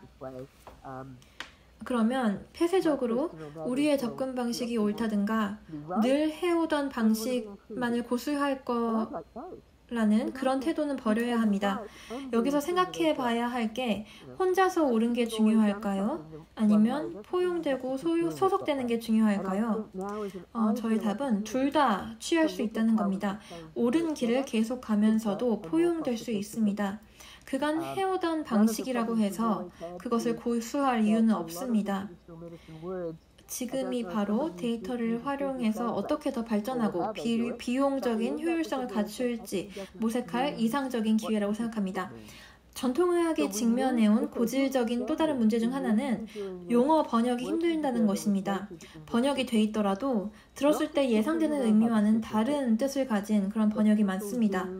그래서 제가 제안드리는 것은 네이티브 영어 사용자들과 협업해서 비원어민 영어 사용자가 아니라 태어나서부터 영어를 사용해온 사람들과 함께 번역 작업을 하라는 것입니다. 그렇게 해서 이제 뉘앙스까지 반영하는 자연스러운 영어로 번역을 하는 것입니다.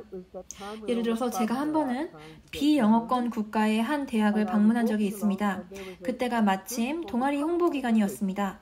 홍보 부스를 따라 걷다가 컬러풀한 언어를 공부한다고 써놓은 문구를 봤습니다. 그걸 보고 제가 웃으니 저와 함께 걷던 다른 교수가 저보고 왜 웃냐고 물어봤습니다.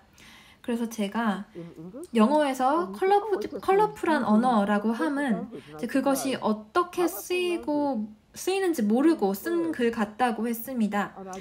그래서 그 교수님이 그냥 표현이 풍부하다는 뜻이 아니냐고 묻길래 제가 아니라고, 영어에서 컬러풀 언어라고 함은 욕을 뜻한다고.